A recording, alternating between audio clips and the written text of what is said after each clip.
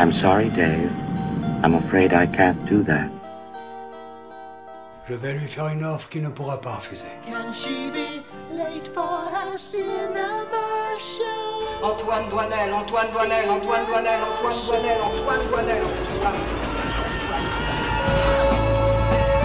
Le monde se divise en deux catégories.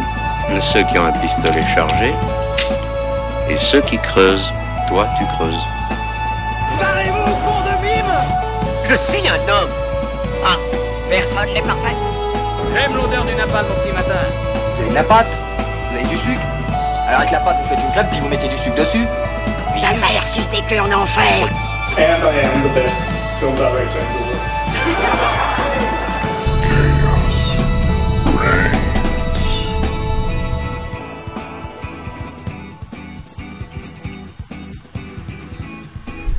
Bonjour à tous et à toutes, bienvenue dans The Cinema Show saison 8 épisode 4. Je suis Lucas et je suis ravi de vous retrouver cette semaine pour mon grand retour à l'animation avec une caméra bien trop proche de mon visage et un micro aussi.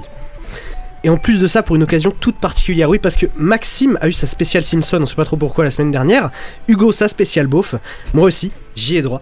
Donc bienvenue dans The Cinema Show spécial rien. Eh oui, car aujourd'hui, rien de spécial, une émission banale, avec surtout pas un gros happening qui pourrait arriver n'importe quand. Non, spécial rien. Donc, on accueille alors mes acolytes de cette semaine, mes chroniqueurs qui n'ont rien de spécial, si ce n'est que Maxime n'est pas là. Si, finalement, il est là, donc c'est vraiment l'équipe parfaite jusqu'à maintenant. Je le dis, j'aurais pas pu avoir mieux, parce que aujourd'hui, bonjour Jules. Bonjour. Un homme que j'aime d'amour, qui est beau comme un dieu. Merci beaucoup. Tu es très beau. En cette douce soirée d'automne, ça va bien ? Super bien. Je t'aime. À ses côtés, un homme lui aussi beau comme un dieu qui a la parole sainte et un super prénom, Lucas Van Hacker, aka Lucas le Belge, aka Lucas Clio, aka l'amour de ma vie, aka sa mère m'adore, aka Lulu le foufou. Comment ça va, mec ? Bah ça va, ma mère, non ça commence très bien. Ah oui, elle est super. Salon, elle est super. On bascule de l'autre côté de la table, encore un gars dont je suis amoureux. Ah là là, il y en a plein. Il y en a déjà 3. Hugo Paccard, tes slips me manquent depuis Cannes. Bonjour, ça va? Yes. Je me suis dit j'allais commencer sur une imitation pour un peu gêner le plateau. Ta gueule. Okay. Et enfin, une nouvelle, elle doit pas du tout être terrifiée par le fait que j'ai dit que j'étais amoureux des 3 autres personnes autour de cette table. Mais oh! Du calme. Je suis un cœur d'artichaut. Bonjour, Naomi. Bonjour. Est-ce que tu es contente d'être dans cette première émission? Ah, je suis ravie. Pour toi. Tu démarres quand même avec la spéciale rien. Oui, c'est vrai. C'est pas n'importe quoi. Quelle équipe de choc. À la régie, alors sentez-vous libre à la régie si vous avez des jingles de merde, soyez contents. On retrouve Merci. On retrouve le greatest of all time, Yanis. Petit jingle, Yanis, non? Aigri. Ainsi que le patron, donc tenez-vous droit et surtout dites le plus d'insultes raciales possible pendant l'émission. Il adore ça parce que ça peut faire des clips TikTok. Simon. Pas de... Non, toujours pas. Bon, c'est vraiment la régie. On s'amuse dans cette spéciale rien. On les embrasse dans la régie. Il y a plein d'autres gens derrière moi. Voilà, bonjour. Ça me met très mal à l'aise. Comme chaque mercredi, c'est une émission basique, sans aucun happening. On va débriefer pendant 1h30 de l'actualité ciné. On va donc parler de Marche ou crève de Francis Lawrence, Moi qui t'aimais de Diane Curis, Un simple accident de Jafar Panahi et Des tours de Philippe Petit qu'on recevra d'ailleurs pour parler du film. On finira avec le quiz de Hugo et les recos de la semaine. Alors est-ce que vous êtes chaud pour cette spéciale rien ? Ouais. Oui. Ah ben, vous voyez, j'ai écrit je veux des réponses hésitantes, mi-figue, mi-raisin, pas trop d'engouement. Allez, donc on s'est mis à fond dedans là. Je vais le refaire quand même. Allez. Est-ce que vous êtes chaud pour cette spéciale rien ? Oui. Ouais. Les news de Jules. Now, Buffalo's #1 news team. Good evening and welcome to Eyewitness News at 6. I'm Susan Ortega. And I'm Evan Baxter and here's what's making news. Je tiens à dire que c'est lui qui l'a écrit. On ne l'arrête plus. Jules nous a une nouvelle fois proposé son génie pour évoquer les news de la semaine. Il a cassé tout mon truc, mais je vais rougir. Vas-y. Du coup, cette semaine, j'ai décidé de commencer en vous proposant une nouvelle rubrique dans ce mercato. Parce qu'on commence à être submergé d'infos de ce côté-là, les intelligences artificielles, du coup de quoi se détendre, ne pas du tout angoisser pour commencer. Alors on commence ce sujet suivant Tilly Norwood la semaine dernière, j'ai une nouvelle personnalité du cinéma générée par IA qui arrive, et cette fois-ci c'est un réalisateur qui a été généré par Andrea Iervolino, qui est le producteur de Ferrari entre autres, et ce fameux réalisateur se nomme Fellini, voilà. Parce que pourquoi pas cracher aussi sur l'histoire du cinéma en plus de cracher sur un métier, hein. Surtout quand il est venu en disant qu'il est généré pour célébrer le langage poétique et onirique du grand cinéma européen. Bref, le projet est clair, générer The Sweet Idleness, donc un film supervisé par ce truc. Peut-être tentera-t-il lui aussi d'aller à Cannes. Ensuite, on a aussi Maya l'abeille qui va passer à l'IA après 10 ans d'absence avec Animage, une entreprise française spécialisée dans l'IA qui a décidé de reprendre le projet. Mais bon, heureusement, tu as quelques types dans l'industrie qui l'ouvrent pour rappeler que ce que c'est l'IA. Il y a James Cameron qui revient sur cela en rappelant que c'est un outil, appuyant le fait qu'il ne veut pas d'une culture uniquement technique. Il se mouille à moitié, mais venant du monsieur derrière Avatar, c'est pas rien. Puis on a aussi Werner Herzog, où lui c'est le boss, hein. Il a lâché que les œuvres générées par IA, elles paraissent complètement mortes. Voilà, dit plus fort monsieur Herzog. Bon, l'IA elle m'embête un peu parce que j'ai d'autres infos de tournage et casting à donner, donc il y a beaucoup de choses, donc on enchaîne. Déjà le prochain film de Ron Howard, donc le mec qui a quand même fait Willow, Apollo 13, Rush, entre autres, il aura pour son prochain film intitulé Alone at Dawn, Adam Driver et Anna Tawai au casting. On a aussi le prochain Resident Evil qui se dévoile avec Zach Cherry, qui est connu pour son rôle de Dylan dans Severance, et Kelly Race, qui est une boxeuse et actrice qu'on a pu voir dans la dernière saison de True Detective, qui rejoignent le casting du super cinéaste horrifique Zach Cregger. Niveau projet, on a aussi le Pirate des Caraïbes, qui commence à se confirmer dans son projet de film autour de Margot Robbie avec un spin-off. Le producteur Jerry Bruckheimer du coup a annoncé qu'il n'était pas enterré, le projet allait continuer et que le scénario était du coup en cours d'écriture. On n'en finira aussi jamais avec les tueries sur grand écran parce que la famille John Wick s'agrandit encore une fois avec un script qui a été écrit où un héros qui sera un samouraï évoluera dans un monde de western. Et de mon côté, voilà, je veux finir le mercato en évoquant la suite de Destination Finale qui devrait avoir comme réalisateur Michel Blanchard qui a récemment réalisé La Nuit se traîne. Donc c'est pas encore officiel, mais il est le favori pour s'occuper du projet. Un nouveau francophone du coup à la conquête du cinéma d'horreur américain, est-ce que ça vous tente ? Oui. Oui, très enjoué. Je savais que toi t'allais foncer dedans. Bah, moi, immense fierté de Michel Blanchard qui est arrivé belge. Et moi je suis belge.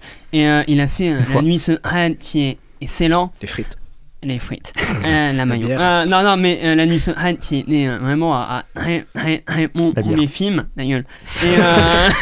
Et là, le voir, non, le problème c'est qu'il va aller en Amérique. Est-ce que son talent va pas être usé par une production totalement censurée par Michel Blanchard, c'est un film, c'est un réalisateur où il a du talent artistique.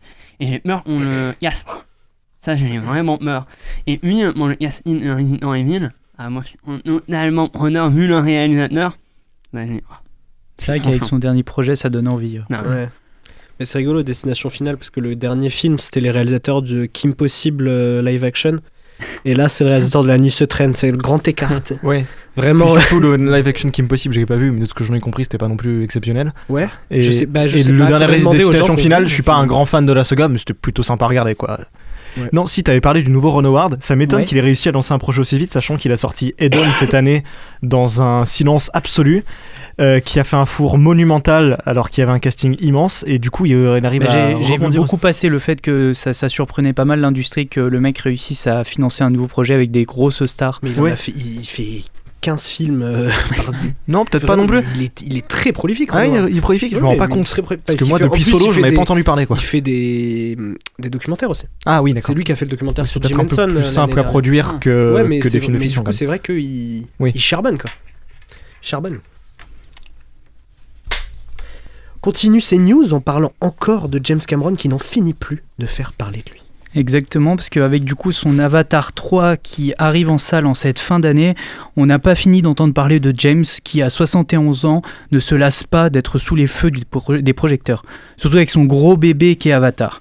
Cette fois-ci, c'est pas une super nouvelle pour les fans de cette saga, car même si les 2 premiers films ont cartonné comme jamais aucun autre film, Cameron évoque le futur incertain de son projet, car même s'il voudrait aller jusqu'au 5e film, qui sont déjà programmés, il explique que le succès du 3e film pourrait déterminer la suite de cette saga.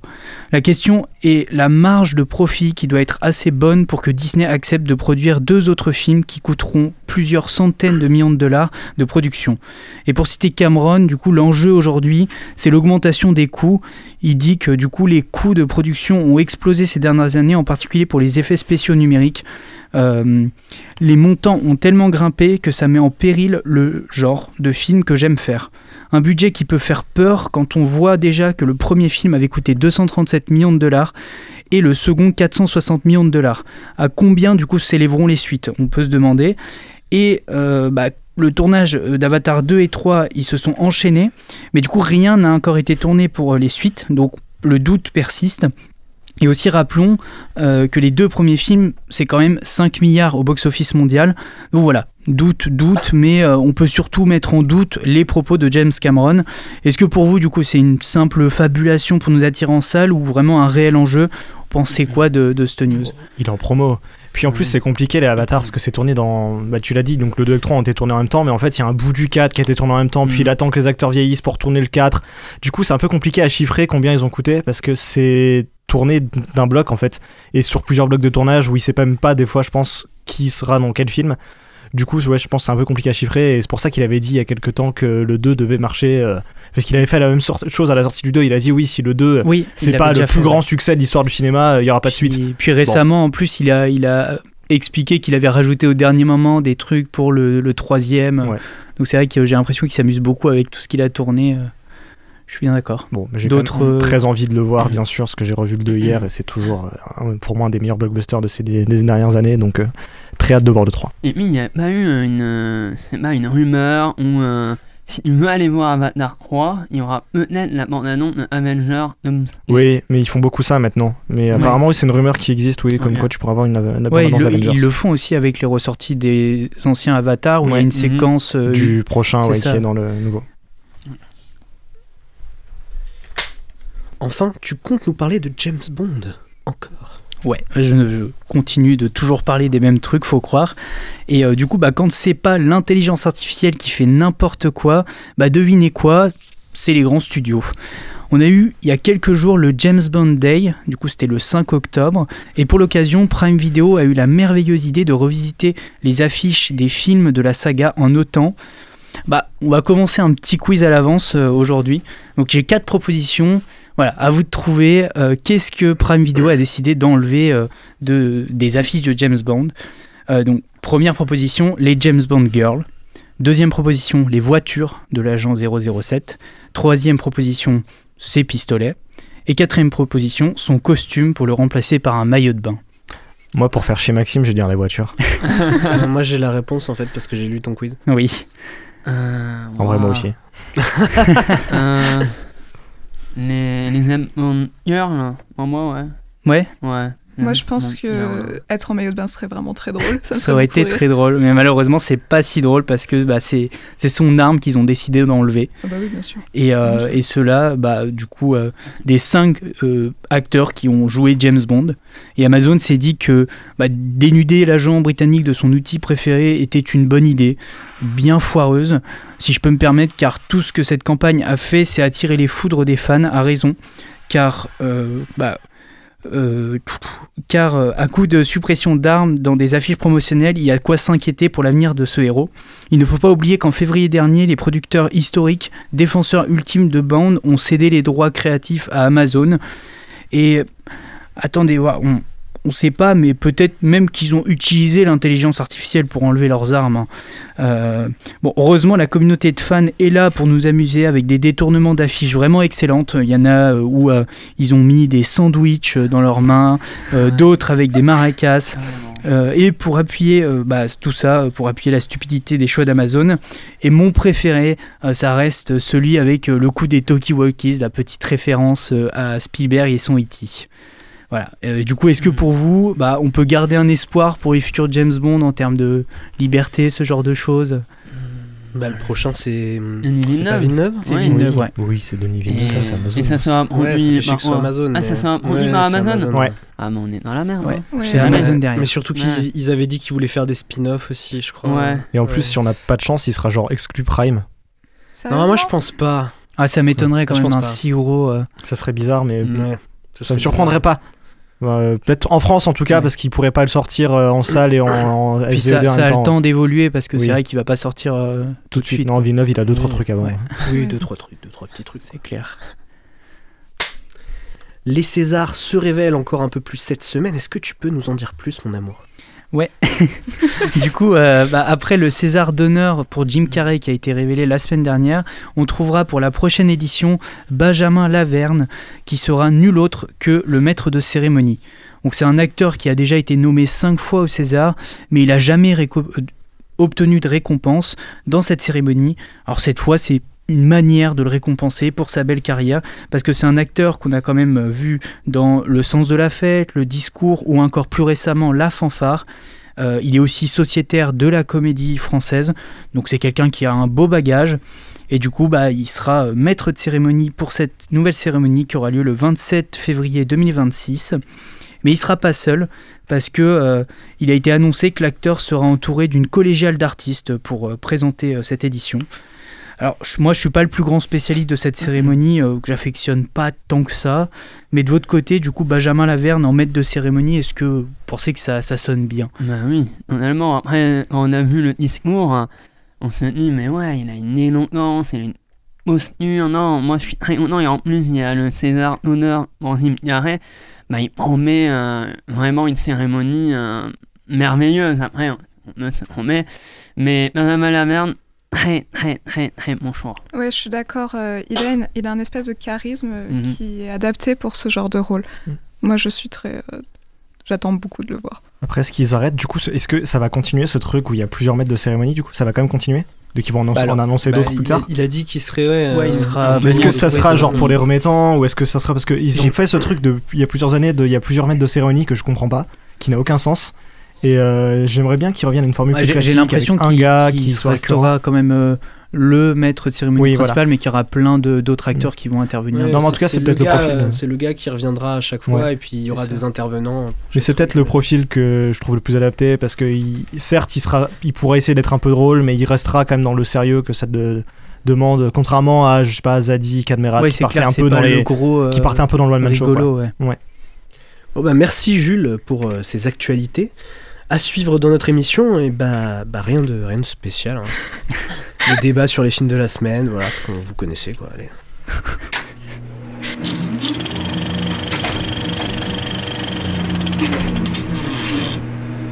Bon, pas comme chaque mercredi, 4 films sont au programme de nos débats, comme quoi, il y a quand même un truc un peu spécial dans cette émission où rien n'est spécial. On va parler de Jeunes qui se chient dessus, de Roche Dizem en Yves Montand Sarkozy, de la Palme d'Or de Cannes, et d'un gars qui va voir sa maman. Et étonnamment, pour la 3e fois dans cette émission en moins d'1 an, je vais vous présenter une adaptation de Stephen King. Et 2 fois en moins de 6 mois que je vous présente une adaptation de Stephen King avec Mark Hamill. Donc Marche ou crève de Francis Lawrence, c'est parti.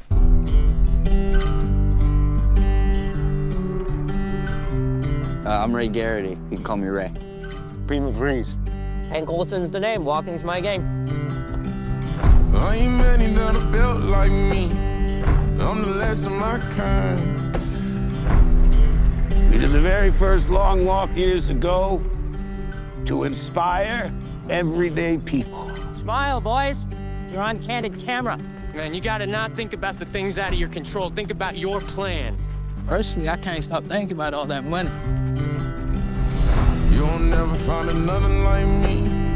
I'm the last of my kind. Bert, warning. Okay, just keep walking. That's right. Just keep walking. Yeah, that's it, kid. That's it. Second warning. Third warning. It takes heavy sack to sign up for this contest. I'm not gonna go through the whole rule book, but it boils down to this. If you fall below the speed of 3 miles per hour, you get your ticket. Walk until there's only one of you left. Who's ready to win? Yeah, it took me a while to realize the truth of this. This is walk or die. Warning. You'll walk as long as you can. Warning. But sometimes the body won't listen. Warning. For some, your heart will stop. Warning. For others, your brain. Warning. And the blood will flow suddenly. Warning. Warning.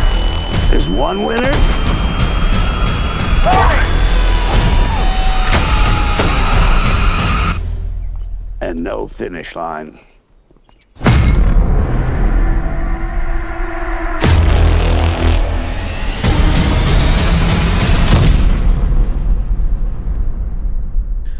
Le jeune Ray Garratti va concourir pour la Longue Marche, une compétition qui compte 100 participants.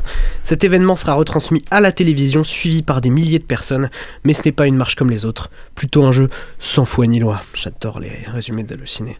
Au casting, Cooper Hoffman, David Johnson, Mark Hamill, Gareth Wareing, Charlie Plummer, Ben Wang, Roman Griffiths Davis, Jody Greer. Jules, qu'est-ce que tu as pensé de Marche ou Crève ? Eh ben, j'en ai pensé que c'est un très bon divertissement américain qui fait vraiment l'affaire. Alors, déjà, j'ai pas lu le bouquin, donc j'ai pas la comparaison. Je sais juste que du coup, c'est le premier, un des premiers de Stephen King, il est plutôt bien apprécié. Et moi, j'ai quand même plutôt bien apprécié. Je trouve qu'il tient bien son concept, surtout que après, ça m'a pas trop étonné en soi, parce que je sais que le réalisateur, du coup, j'ai plus son nom, mais Francis Lawrence. Voilà, Francis Lawrence, c'est quand même le mec qui a fait Hunger Games, donc en termes de concept Battle Royale, truc de ce style, il sait s'y faire. Du coup, le film tient vraiment la route, on s'ennuie pas du tout. Moi, j'adore à quel point...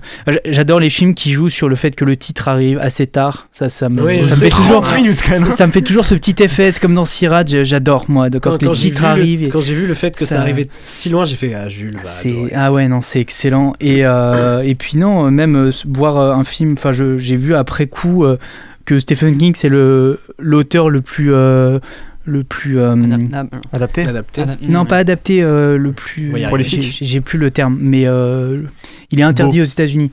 Censuré, le plus censuré aux États-Unis. Et du coup, voir ce bouquin de lui adapté, où c'est dans un univers dystopique avec tout ce truc d'œuvres. Puis c'est un bouquin qu'il a pas signé de son nom à la base. Ok. C'est un des c'est encore plus intéressant du coup, et je trouve ça cool que du coup un film comme ça sorte dans cette ambiance américaine actuelle. Voilà. Mais ouais, moi ce que j'ai retenu, c'est vraiment le concept qui tient la route, et ça fait plaisir à voir, quoi. Ouais. Surtout que c'est juste des mecs qui marchent. C'est le cas de le dire. C'est que des mecs qui marchent. Attends, du calme, Naomi. Ouais, je te sens tendu. Est-ce que tu veux laisser la place à Naomi? Je le sens tendu. Vas-y, allez, en cas. Vas-y, je te sens tendu. Non, c'est juste que c'est marrant que tu te sois pas ennuyé, parce que mon Dieu, mais qu'est-ce que je me suis ennuyée devant ce film. Moi, j'y suis allée en me disant, ok, vas-y, je vais peut-être avoir un peu peur. Il s'est avéré que mon plus grand divertissement, c'était de tourner la tête vers Maxime, voir s'il tournait de l'œil. J'en étais à ce stade-là. C'est terriblement ennuyeux. Les plans, mais mon Dieu, les plans, à part du champ contre champ et du plan d'ensemble, il n'y a rien. La colorimétrie est catastrophique. Et puis juste, oui, c'est des gens qui marchent, et puis c'est tout. Moi, je trouve que les dialogues dynamisent quand même plutôt bien. Mais il y a trop de dialogues. Il y a trop de dialogues. Ils parlent beaucoup trop. Que ça, c'est ultra verbeux. Non, ils parlent de plein de sujets. J'ai bien écouté. Je peux te dire, pour avoir écouté, l'impression. Ils parlent de l'amitié, ils parlent de l'amour, ils parlent de la mort, ils parlent des États-Unis. C'est le PMU du coin, quoi. Oui, mais moi, ce film, il a une grande qualité. C'est le au moment où on a une tension. Imaginons, on filme un homme, il sort à flingue, vous avez une tension. D'accord ? Un homme, il meurt, on a une tension, tout ça. Là, le film réussit immensément, et moi, mémorablement. Un homme s'arrête, on a une angoisse absolue. Non, bon, nous, le nom, ça oui, parfaitement. Et c'est ça qui est étonnant, on est comme les jeunes, on ne s'attendait pas face à cette grande marche, cette émotion, ces émotions. On s'est pas rendu compte, à un moment donné, on voit un film de concept de Stephen King, on voyait en fait une amitié, on voyait un rapport à l'humain, un rapport à l'amour, un rapport de communication. Et après, on parle aussi de vice, on parle de perversité, de méchanceté, de violence. Donc non, le film, il est extrêmement nourri sur l'être humain, en fait. Directement, le début où ils arrivent, ça traite de l'être humain. Pourquoi ils viennent? Pour l'argent, ils ont plein de sujets, réellement. Donc moi, ils sont extrêmement variés et extrêmement enrichissants. Ils font juste regarder l'écran. Attends, parce que moi, je trouve tout ce que tu me décris, c'est des choses qui viennent très certainement du bouquin, en fait. Non, mais moi, j'ai vu le film, j'ai pas lu. Oui, c'est mal. Non, mais d'accord, mais en fait, c'est bien de prendre les thèmes du bouquin, mais il faut aussi les rendre intéressants à l'écran. Mais j'ai pas lu le bouquin, en fait. Et là, alors, le bouquin date des années 70, et là, ils arrivent à faire un film qui représente quand même une Amérique assez moderne, malgré le côté... Oui, mais il faut quand même rendre la chose un peu intéressante. Alors ok, dans le bouquin, on voit pas le fait que c'est l'Amérique et que c'est tout plat et que du coup, en termes de randonnée, on se fait un peu chier. Mais là, du coup, c'est au cinéma, donc on voit que c'est l'Amérique, que c'est tout plat et qu'en termes de randonnée, on se fait un peu chier. Il y a une côte pendant tout le film, quoi. C'est terrible. Ouais. Et du coup, le décor, c'est un peu toujours le même. C'est la campagne américaine avec une grande route qui traverse au milieu, des mecs qui marchent. On va faire un plan d'ensemble pour montrer où ils sont. On fait un champ contre champ, ils discutent de tout et de rien. Ah non, surprise, un mec s'arrête parce qu'il a un caillou dans sa godasse ou qu'il a envie de chier. Et il meurt. Et c'est terrible parce que le film, à chaque fois qu'il sent que tu t'ennuies, il fait oh vite, balancez un mec qui en sang, ou balancez un mec qui a un pied coupé, ou vite, balancez un mec qui a la diarrhée, comme ça ils vont arrêter de s'ennuyer. Mais après, on revient sur le dispositif d'après, quoi. Enfin, c'est... Je suis quand même un peu d'accord sur le fait que c'est vrai que le film joue beaucoup sur le fait d'amener directement quelqu'un qui crève quand ça commence un peu à s'essouffler dans les dialogues. Mais le dispositif s'épuise, je suis désolée. Le dispositif s'épuise, c'est une catastrophe. Et puis j'ai une autre question, sincèrement, qu'est-ce que ça dit sur l'Amérique à part quelque chose que ça fait des années que d'autres films le disent? Parce que ça manque de profondeur sur le discours. Ça, tu peux le reprocher à tant de films qui parlent des ennemis. Tu peux le reprocher à Une bataille après l'autre, tu peux le reprocher à Eddington. Non, parce que Eddington et Une bataille après l'autre, ils en parlent vraiment, et ils en parlent en profondeur. Là, sincèrement, à part nous dire l'armée, ils envoient les enfants sur le champ de bataille et après ils meurent. Et l'Amérique se fâche... entre dans le fascisme, ça ne dit rien, ça ne te montre pas du tout que ça. Justement, Lucas, il parlait des dialogues. Dans les dialogues, t'as plusieurs jeunes de plusieurs milieux sociaux différents qui te parlent de leur passé, qui te parlent de leur famille, qui te parlent... Ça représente une Amérique avec plusieurs personnes sociables. Le mot jeune. Il n'est pas politicien là, il n'est pas nul. Jeune, à regard de jeune face à une Amérique il s'éteint. Comme eux, ils s'éteignent au fil à mur de la marche. Oui, mais moi je trouve que ça manque de profondeur dans tout ce discours-là. Vraiment, ça manque de profondeur. Moi il manque dans le film de la profondeur, c'est la réalisation qui n'essaye pas de se renouveler. Le scénario aussi, hein. Non, moi, t'as vu un autre film? Apparemment, oui, parce que... Il y a des plans, je sais pas si vous vous rappelez, des plans de point de vue subjectif sur leurs pieds. Oh mon dieu, oui, il y en a eu. Ça arrive trois fois, si je me rappelle. Donc, on se dit, c'est pas mal, il y a une idée, mais hélas, ça ne se développe pas vraiment en profondeur. Bien ce mot. Donc voilà, mais... il est aigri aujourd'hui. Mais non, mais après, non, le concept ça marche et moi personnellement je m'attendais pas. C'est vraiment de l'émotion. C'est ça en fait. On voit l'affiche, on voit le nom, marche, on crève. Mais en fait, il faut juste laisser un peu le temps d'apprécier les conversations devant une bonne marche. C'est horrible, c'est pas une bonne marche. Mais étonnamment, on s'apprécie à travers les aides qui participent à cette marche. Non, moi je suis désolé, moi j'ai été agréablement... j'ai bien marché. Voilà. Moi j'ai pas marché. Puis un petit mot sur Mark Hamill quand même, c'est-à-dire que Mark Hamill, alors je sais pas si vous l'avez vu en VF ou en VO, mais en VO il te force une imitation pourrie de Trump qui doit sortir des arcanes des imitations. Et puis à la fin ils se disent allez, tant qu'à faire autant, envoyer chier la subtilité, alors qu'ils lui mettent une longue cape, une capuche, il parle avec les mains et t'as l'impression de voir Palpatine en fait. Tu dis il va te dire I am the Senate. C'est terrible en fait, autant plus que tant qu'à faire, autant que ce soit direct. Bah écoutez, j'ai l'impression que ça a vachement divisé. On a une partie qui a bien aimé, une partie qui a pas aimé du tout. Donc je vous propose de passer au deuxième film de cette soirée, le nouveau film de Diane Curis, Moi qui t'aimais. Simone Signoret, Yves Montand, est-ce que par hasard vous vous aimeriez? On s'aime, et on s'aime bien. Alors tu dirais quoi, toi, hein? C'est quoi le secret de notre couple? Bah, je sais pas, j'ai pas de secret, moi. Oh, t'es chiant, tu joues pas le jeu. Et vous vous aimez encore? Tu sais, quand tu vis avec quelqu'un depuis aussi longtemps, tu sais plus vraiment si c'est ta femme, ta meilleure amie, ta pire ennemie. T'es beau. Tu sais juste une chose, que tu peux pas vivre sans elle. Moi, je pense qu'on devrait faire un film sur nous. Nos vies, nos engueulades. Ce serait très triste et très drôle. Mais il continue à sauter sur tout ce qui bouge? Oh bah évidemment. Pourquoi tu vas tout le temps voir ailleurs? On en a parlé 100 fois. On n'est pas pareil. Toi et moi, on n'est pas pareil. Mais c'est vous, là. Avec Marilyn. T'en auras fait baver celle-là, hein? J'aurais pu la tuer. Ne pars pas. Arrête ça, je pars pas! Ça va se terminer, hein? C'est une chanson qui nous ressemble.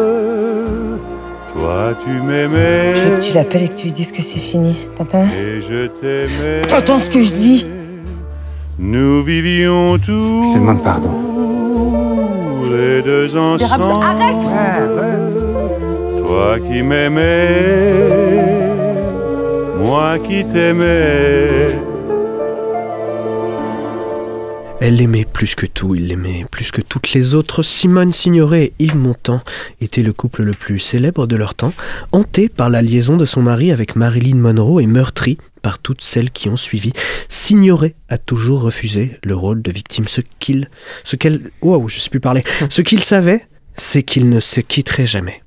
Au casting, Roche Dizem, Marina Foïs, Thierry de Peretti, Vincent Colombe, Raphaël Rousseau, Cécile Brune, Sébastien Poudroux, Léonore Auberson. Lucas, qu'est-ce que tu as pensé de Yves Montand-Sarkozy? Pas mal. C'est compliqué, il a des lacunes, mais c'est à travers ces lacunes que j'ai apprécié. Par exemple, l'immense problème, c'est Rosie Zem qui interprète Yves Montand. Bah, Quelle indignité. Quelle indignité. C'est ça. Nous sommes sur le service public. C'est ça. Ça marche pas, il rame, mais étonnamment, j'ai apprécié le voir ramer en fait. J'ai aimé le voir essayer d'être quelqu'un qui ne l'est pas. Et moi, la force du film, personnellement, c'est Marina Foïs qui vient quand même le film qui. Bon, on va dire Elle ressemble quand même pas trop à Carla Bruni, je trouve. D'ailleurs, il y a Véro qui dit que apparemment la réalisatrice a dit qu'elle voulait pas qu'il ressemble trop au personnage, mais du coup, pourquoi prendre ses accents, effectivement? Bah oui, et après, est-ce qu'on peut m'expliquer? Moi, j'étais un peu bousculé par le début du film. On va pas.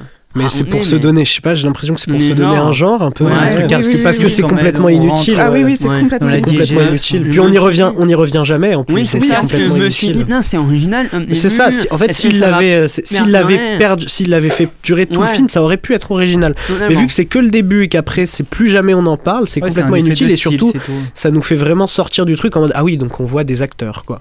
On voit pas du tout Yves Montand et Simone Signoret, on voit Roche Dizem et Marina Foïs. Oui. Déjà que la ressemblance n'est pas là. N'est pas. Non, oui. Mais non, après, bon, je suis pas objectif, mais j'ai beaucoup aimé la fin, même si le problème du film, c'est qu'il a plusieurs fins.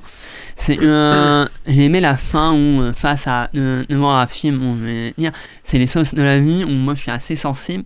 Donc, utiliser la musique, je sais, mais utiliser une ancienne musique, qui est d'ailleurs dans le même compositeur de ce film, utiliser une ancienne musique de notre film pour accompagner les paroles des personnages à la fin, je trouvais que c'était émouvant, ça collait bien.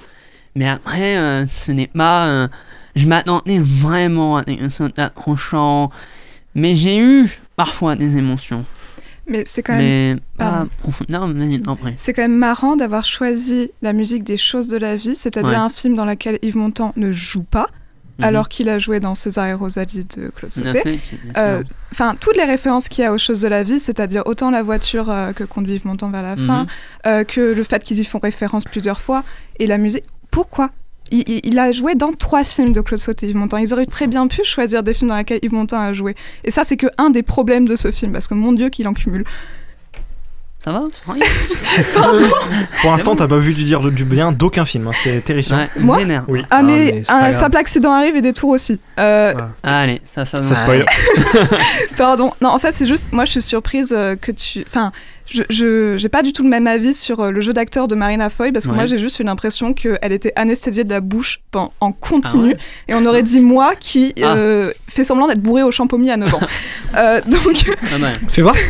Hein? Fais voir. Non, je vais pas imiter comme ça, tu vois, c'est pas possible. Wow. J'ai reconnu Marina Foy, je pense. Ouais, je pense que t'as reconnu.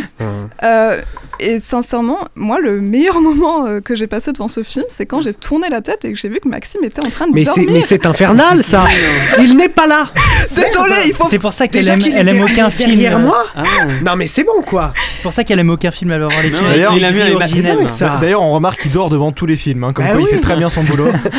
Arrêtez de parler de Maxime, bon Dieu. Je vais juste en parler une dernière fois, juste pour dire. Merde! Juste pour dire que le deuxième meilleur moment du film, c'est quand j'ai décidé de le réveiller pour lui infliger le reste de la purge. Parce que c'était une purge, ce film. Sincèrement, je serais Simone Signoret. J'aurais porté plainte contre ce film. Après, elle est morte. Mais non, mais bien sûr, c'est pour ça que je dis ça. Bien sûr, mais sincèrement. Du coup, elle est pas trop en capacité de le faire, je crois. Oui, c'est pour ça que je me propose à sa place. Voilà. Toi aussi, tu es morte? Non. Ah, pardon. Non, pas tout de suite. Du calme. Pardon. Mais sincèrement, représenter une légende du cinéma par simplement sa tristesse jusqu'à en devenir pathétique, parce que c'est le cas, hein, elle devient pathétique. Il y a quand même une scène où elle se met par terre, c'est pathétique, et puis moi j'ai été très perturbée, surtout à la fin. Je vais juste dire un dialogue qui ne spoile pas grand chose, mais vraiment juste un dialogue où elle dit « Je ne suis pas la femme forte que vous pensez ». À aucun moment dans le film, on la voit comme une femme forte.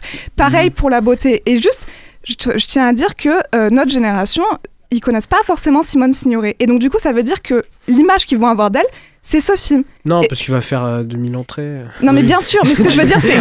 Pardon. Non, mais ce que je veux dire, c'est-à-dire que l'image, le point d'ancrage que l'on donne à Simone Signoret dans la modernité, c'est ce film.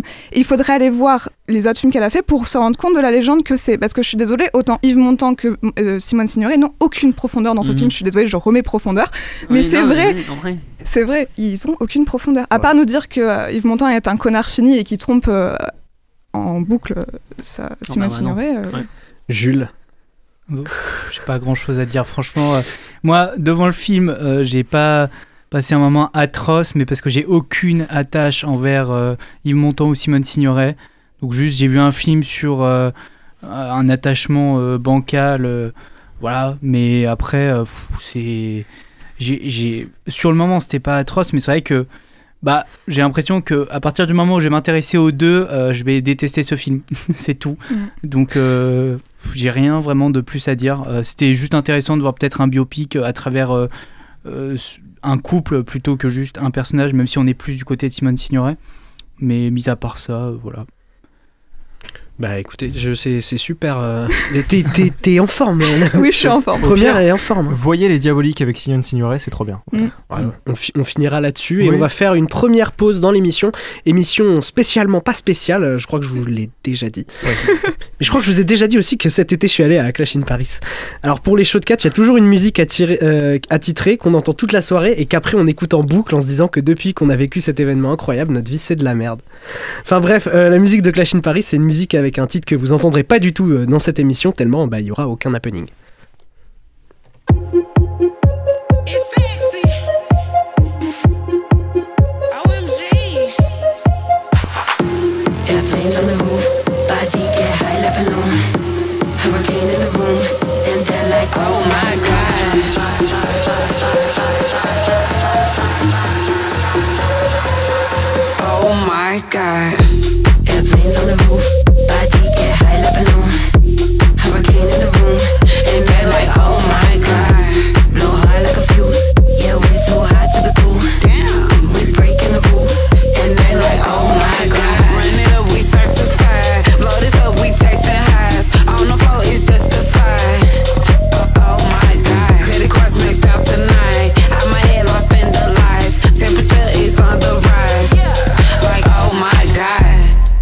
Like room, high as fuck cause I'm rolling off shrooms. Skin shine like I'm fresh about the pool. Diamonds dancing on the baddest in the room. Never lame, whole life been cool. Bad bitch, so I'm breaking all the rules. Pay my own bills. cause I do what I wanna do.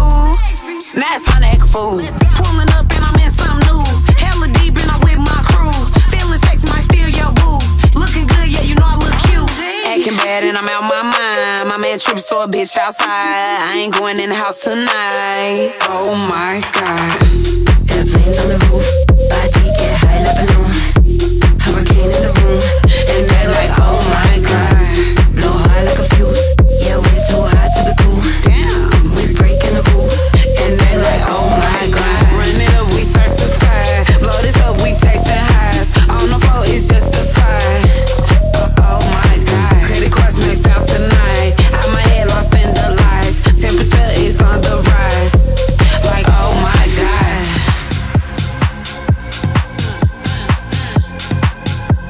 Yeah. And they like,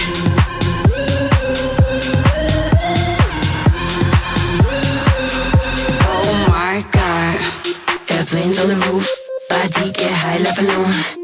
Hurricane in the room, and they're like, oh my God. Blow high like a fuse, yeah, we're too hot to be cool. We're breaking the rules, and they're like, oh my God.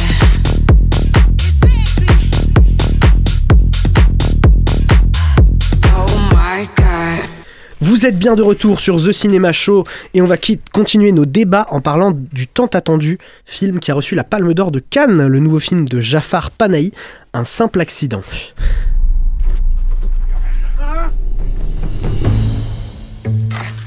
ببین با من چیکار کردی کثافت آشغال اقبال پا قشنگه خدا تعالی اسمش گوشم هم نخورده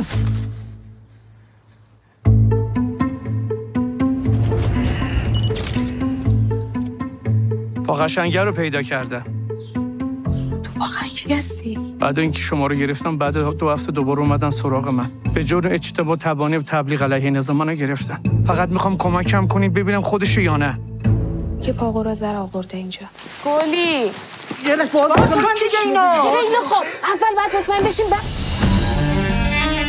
تنها کسی که میتونه بگه خودش یا نه حمیده چند نفر مگه تو این شهرن که پای راستشون تو همونجا مسئول باشه کسی حق نداره بهش دست بزنه تا وقتی نگفته اقبال کسی حق نداره دست خسته نباشین من کارم عکاسی و فیلمبرداری از عروسیه اومدیم اینجا یه 2 تا عکس بگیریم میریم سریع اینجا آره ویو به این قشنگی کجا بره زندگی منو به گو کشیده حالا هم بره من 1-2 نفر می خودش یعنی دست بردار نیستم این چه شده واقعا که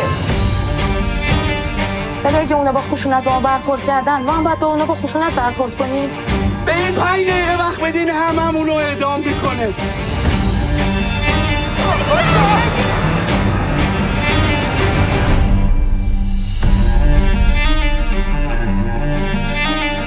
از صبح که دیدمتون فهمیدم یه دونتون این کاره نیستی. Le synopsis, c'est qu'en Iran, de nos jours, un homme croise par hasard celui qu'il croit être son ancien tortionnaire, mais face à ce père de famille qui nie farouchement, ce n'est pas français, farouchement avoir été son bourreau, le doute s'installe. Au casting, Vahid Mobasseri. Et alors, attendez. Waouh. Qui a mis le bordel dans mes fiches ? Toi. C'est peut-être complètement moi. Oui, il faut meubler. Meuble. Qu'est-ce qui se passe? Bah, c'était un bon film. Faut raconter une blague. C'est l'histoire. Waouh, Mariam Asfari, Ebrahim Azizi, Addis, Pagvaten, Majid Panahi, Delnaz, Najafi, Mohamed Ali, Eliassem. Oh, ça va être compliqué, d'accord. Georges Hachemzadeh, Asfané, Najma Badi. Allez, merci Hugo, mon lapin, ton avis. Bah écoute, donc déjà, pour rappel, nous on l'avait raté à Cannes et on s'est senti un peu con. On avait quand même vu tout le casting parce qu'on était à la. Non, on avait juste vu Jafar Panahi, mais sans. Non, il y avait tout le casting qui était devant. Ah oui, c'est vrai. Oui. Non, alors moi j'attendais le film de 2025 qui me marque autant qu'un simple accident et bah du coup il est arrivé, c'est un simple accident. Je trouve que c'est un film qui est absolument génial, qui joue constamment entre thriller et comédie, sans jamais franchir l'une ou l'autre limite. Et déjà, je trouve que ça, c'est très très fort.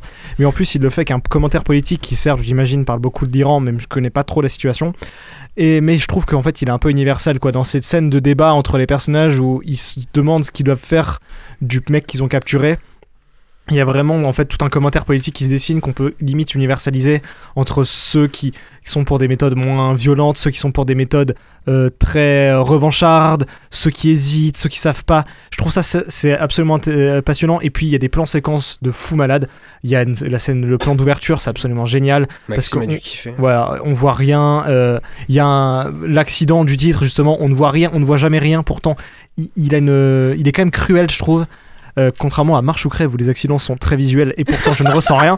Exactement. Après et puis il y a ce plan final au climax. C'est en fait toute la fin, genre ce plan final au climax où c'est juste un arbre. Excellent, cette scène-là. C'est une scène incroyable qui laisse tous les comédiens respirer à fond. Et elle est géniale. Et puis bon voilà, cette scène de fin.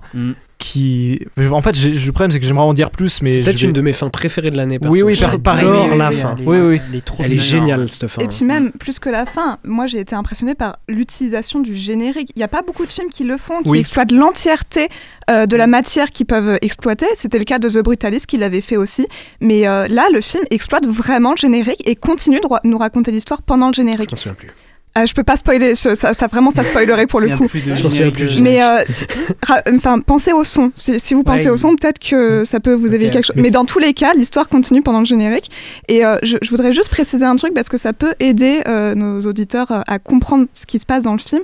En fait, le réalisateur imagine à quoi ressemblerait le régime post-Mollah en Iran, et ça explique la situation des femmes, notamment, qui ne sont pas toutes voilées.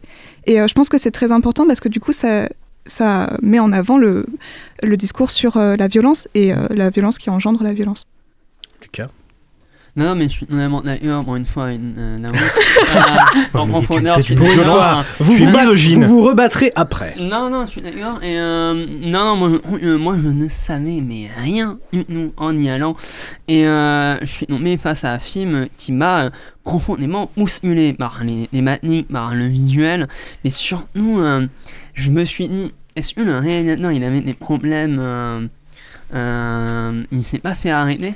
Il a fait allé 2 fois en prison. C'est ça. Et le film était tourné clandestinement, intégralement. C'est ça. Donc je me suis dit, bon, non, je ne le fais pas souvent, mais vraiment, le sujet politique du réalisateur a envahi tout le film en moi. Je me suis dit, mais est-ce que le personnage principal, c'est pas un peu lui qui cherche un peu une vengeance? Est-ce qu'il essaie d'être humain, mais il est totalement par pulsion de la colère? Et est-ce que le film, c'est pas une lettre de tout ça? Est-ce qu'il ne suit pas, il n'exprime pas tout ce qu'il a vécu lui?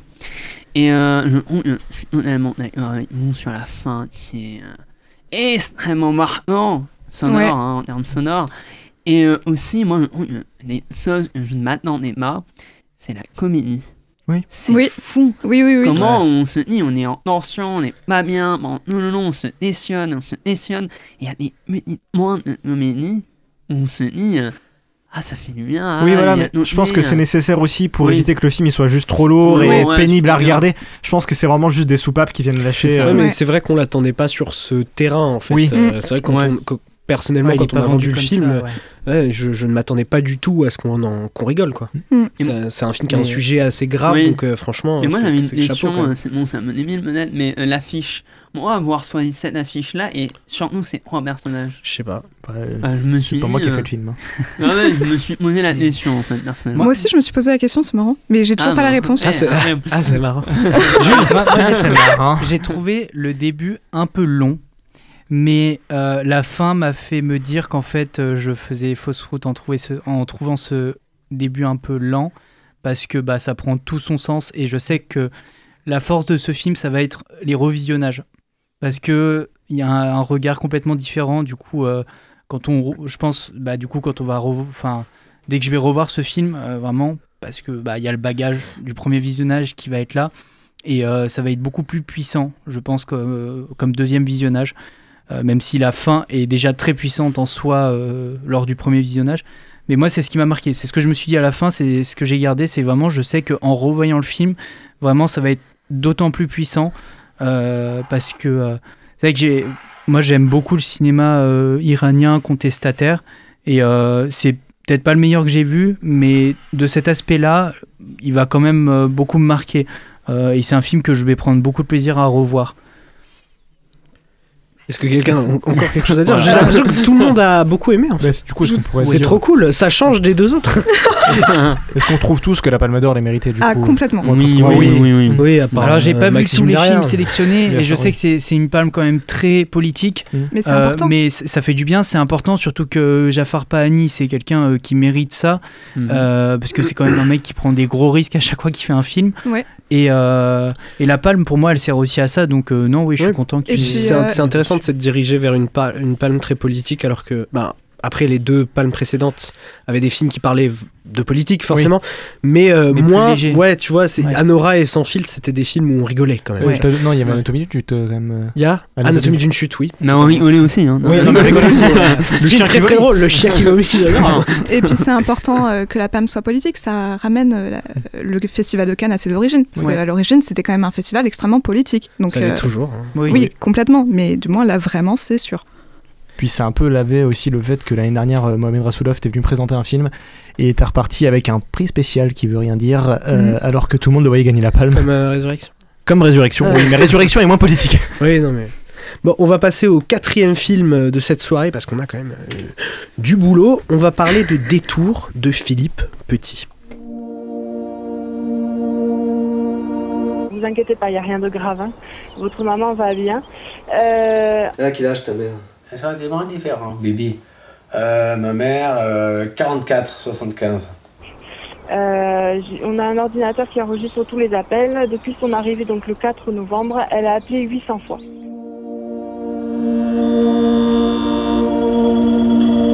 Le médecin de ma mère qui m'a appelé de Toulouse pour m'expliquer qu'elle avait une maladie neurologique dégénérative, qui ne serait pas Alzheimer, génial. Bon, attends, du coup, voilà, je vais essayer peut-être effectivement de partir un peu, aussi d'aller revoir ma mère, fait un petit bout de temps que je ne l'ai pas vue. Peut-être c'est ça qu'il faut faire pendant un temps, quoi.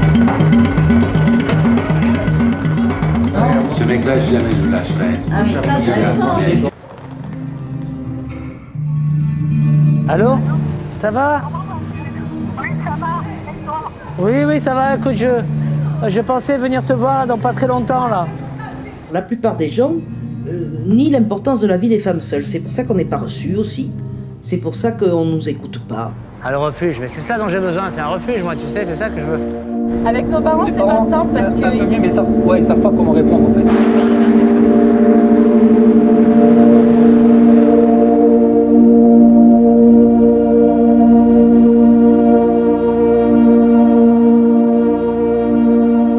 Le synopsis, c'est Philippe.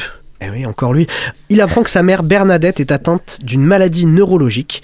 Il quitte Paris pour Toulouse, valise en main. À mesure qu'il se rapproche, les souvenirs affluent, les rencontres se multiplient et le voyage se complique. Naomi, qu'est-ce que tu as pensé de Détour? Je ne dis pas le casting parce que c'est un documentaire. Alors moi j'ai été agréablement surprise par le film parce que j'ai passé une bonne partie du film à me dire mon Dieu c'est tellement triste, est-ce que j'ai vraiment envie de regarder ça?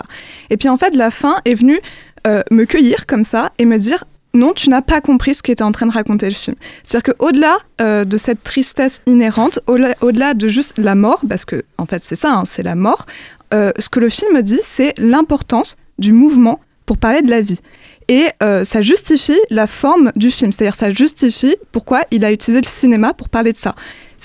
Tout le film est fondé sur ce principe de mouvement. Lui, il est en mouvement et ça permet de rendre la scène où il va voir, la séquence où il va voir sa mère, terrible, mais absolument terrible parce que là, plus rien ne bouge, elle ne bouge pas, c'est la mort, elle peut même pas se recréer de souvenirs. Et je pense que vraiment, c'est important de se rappeler que ce film a pour seul objectif de rappeler que le mouvement, c'est la vie, et la vie, c'est le cinéma, et il faut être en mouvement pour se sentir vivant. Non, mais je crois qu'il avait dit qu'il voulait quand même montrer que l'endroit où évoluait sa mère, c'était pas un endroit trop déprimant. Oui, c'est quelque chose sur lequel il avait insisté. C'est pas trop déprimant, mais n'empêche qu'on sent cette espèce de lenteur et cette espèce d'absence d'activité. Qui en fait immobilise sa mère et peut-être que c'est pas conscient et peut-être qu'il y a que moi qui l'ai ressenti, mais j'ai vraiment eu cette impression de elle n'est plus en mouvement, elle est presque morte. Alors oui, c'est pas censé être triste, mais l'autre message que j'ai eu l'impression de ressentir face au film, c'est que le film ne dit pas que c'est l'espoir qui fait agir, c'est parfois le désespoir qui fait agir. C'est-à-dire que face à la situation de sa mère, il décide de faire ce dont il avait peur, pour pas spoiler, ce dont il avait peur, et je pense que c'est fondamental, quoi. Jules ? Je me suis un peu ennuyé devant le film. C'est horrible, c'est un famille privée. Ça, sa maman, quand même. Putain. J'ai pas vraiment eu d'émotion par rapport à la manière dont le film était construit. Moi, ouais, ça m'a rien fait vraiment ressentir, quoi. Je trouvais que c'était un peu, c'était lent. Et... Même pas par chauvinisme, alors que le mec passe à Montpellier, quoi. Mais voilà, mis à part le fait qu'il passe à Montpellier, à Lyon, le Montpellierin, il passe dans des coins que je connais, mais moi, c'est quand juste... il passe à Lyon, ça m'a rien fait. Mais ouais, non, moi juste, je me disais, je connais ici, mais voilà, c'est tout ce que j'ai retenu de ce film, c'est qu'il passe dans des endroits que je connais. Mais pardon, juste, est-ce que je peux juste dire un truc? Non, tu peux pas. Ah, Hugo. yes. Allez, vas-y. En fait, pour moi, l'ennui est hyper important dans ce film, et même cette impression de pas trop savoir ce qu'il faut ressentir, parce que du coup, ça nous met vraiment dans la peau de Philippe. C'est-à-dire que comment on est censé se sentir face à Filou, cette... on peut l'appeler. Filou. Comment on est censé se sentir face à cette situation où on est absolument impuissant, et on ne peut sentir que cette impuissance face à la maladie. Et donc l'ennui fait partie du truc. C'est vrai que face à ce film seul, vraiment, j'en ai rien tiré personnellement de ce film. Mais moi non plus, mais à part le message. Ouais. Hugo. Moi, le film me parle un peu, parce que sans rentrer dans les détails, il y a des choses qui t'appelles Philippe. Non, pas du tout. Ah, pardon. Même pas un deuxième prénom. Parce qu'il passe à Lyon. Même pas. Parce qu'il passe à Montpellier. Non, mais c'est moi. Parce qu'il boit de l'alcool. Alors ça, oui, ça j'en bois beaucoup. Non, parce qu'en fait, il y a des, sans rentrer forcément dans le détail de ma vie privée, il y a des moments qui font fait écho avec des moments de ma vie. Et du coup, ça me parle un peu, cette espèce de truc de, on a un proche qui est en train de mourir, et soit même pour pas se déprimer, on sait pas trop comment on doit réagir par rapport à ça. Du coup, c'est vrai que le voir prendre un maximum de détours avant d'y arriver, je comprends un peu le cheminement et tout, et je trouve ça très intéressant en fait de vouloir, parce qu'on parle quand même d'un mec qui pour faire Paris-Toulouse passe par Lyon, Arles, Nîmes et Montpellier, ce qui est pas le trajet le plus court. Du coup, je trouve que le titre lui va très bien, et je comprends un peu de tout ça. Ça me parle, et du coup c'est pour ça aussi que j'ai peut-être un peu apprécié quand même. Ok, Lucas. Non, moi, personnellement, énerve-toi, s'il te plaît. Non, j'ai bien aimé. Moi, mon filou, il m'a touché. Ah, petit filou. Terrible parce qu'on le reçoit après, quoi. Ouais, mais c'est filou, moi j'adore filou. Non, mais je suis un peu d'accord avec Hugo, c'est une fille noire avant de revoir sa maman. Il y a une émotion totalement vivante parce que c'est réel. Et le truc horrible, même, c'est que il va fabriquer cette dernière image avec sa mère. Et par exemple, il y a des moments où il pose sa caméra pour dire à ses enfants il part, ou même à dire à sa femme il va partir. On ressent que ce plan est fabriqué, mais étonnamment, on s'en fiche. Oui. On est touché. Oui, je suis d'accord. C'est comme un film. On va parler de film parce que les cadrages, les plans sont mais intelligemment bien réalisé. Merci. Il y a des plans de fou. Mais ça non moderne. Le mec il a posé sa caméra comme ça. Non, il a réfléchi. Mais il a pas eu réfléchi en plan. Allez, il y a une lumière, nanana. C'est que j'ai posé un plan qui détruit le plus mon émotion, mon être à ce moment-là. Je m'éloigne, c'est comme si ma mère s'éloignait. C'est la caméra, c'est ma mère. Et au fil à mesure, je m'approche. Non, moi, ce film, ce documentaire est très poignant, et moi, personnellement, je le remercie, et c'est très bizarre, il a apporté il a même pas eu une heure, il s'est dit, je vous montre ma vie. Les derniers instants avec l'être, le cher de ma vie, et je vous livre. Vous pouvez ne pas aimer, vous pouvez aimer. Moi, je joue ma vie, là. Ça, c'est très bon. Non, moi, je joue aimer. Ah, c'est beau ce que tu dis. Merci. Il manquait le mot profondeur, et là, bam, profondeur. Oh bien. La musique dit profondeur. Profondeur. Ah, merci. C'est bon. Eh bien, écoutons ce qu'a à en dire. Alors, je sais pas si vous savez, Philippe Petit. En fait, c'est aussi le nom du gars qui a tendu un fil entre les deux tours du World Trade Center. C'est pas le même gars, par contre. Voilà. C'est pas le même gars, Ouais. C'est juste son homonyme. Mais Fake. je voulais le dire. Preuve ou fake, t'as Google, non? Mais ça va, oui. Je voulais le dire. Donc voilà, on écoute ce qu'a à en dire Philippe Petit, le réalisateur du film.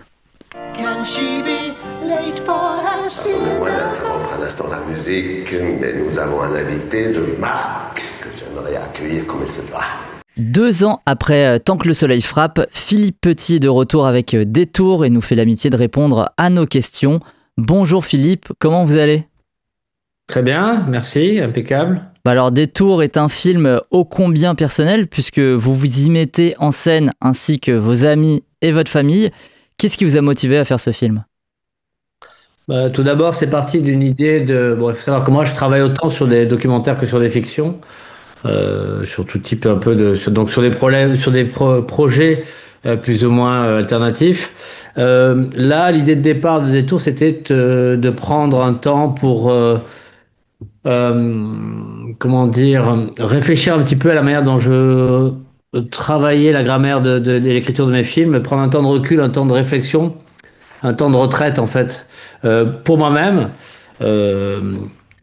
également pour aller questionner un petit peu certains de mes amis avec cette thématique-là, un petit peu dans la lignée, un petit peu voilà, de ce qu'avait fait Rouche en Chronique d'un été, on leur demandait comment ils allaient, comment vas-tu, quoi, prendre ce temps-là pour questionner un petit peu autour de moi, des gens de manière un peu chorale.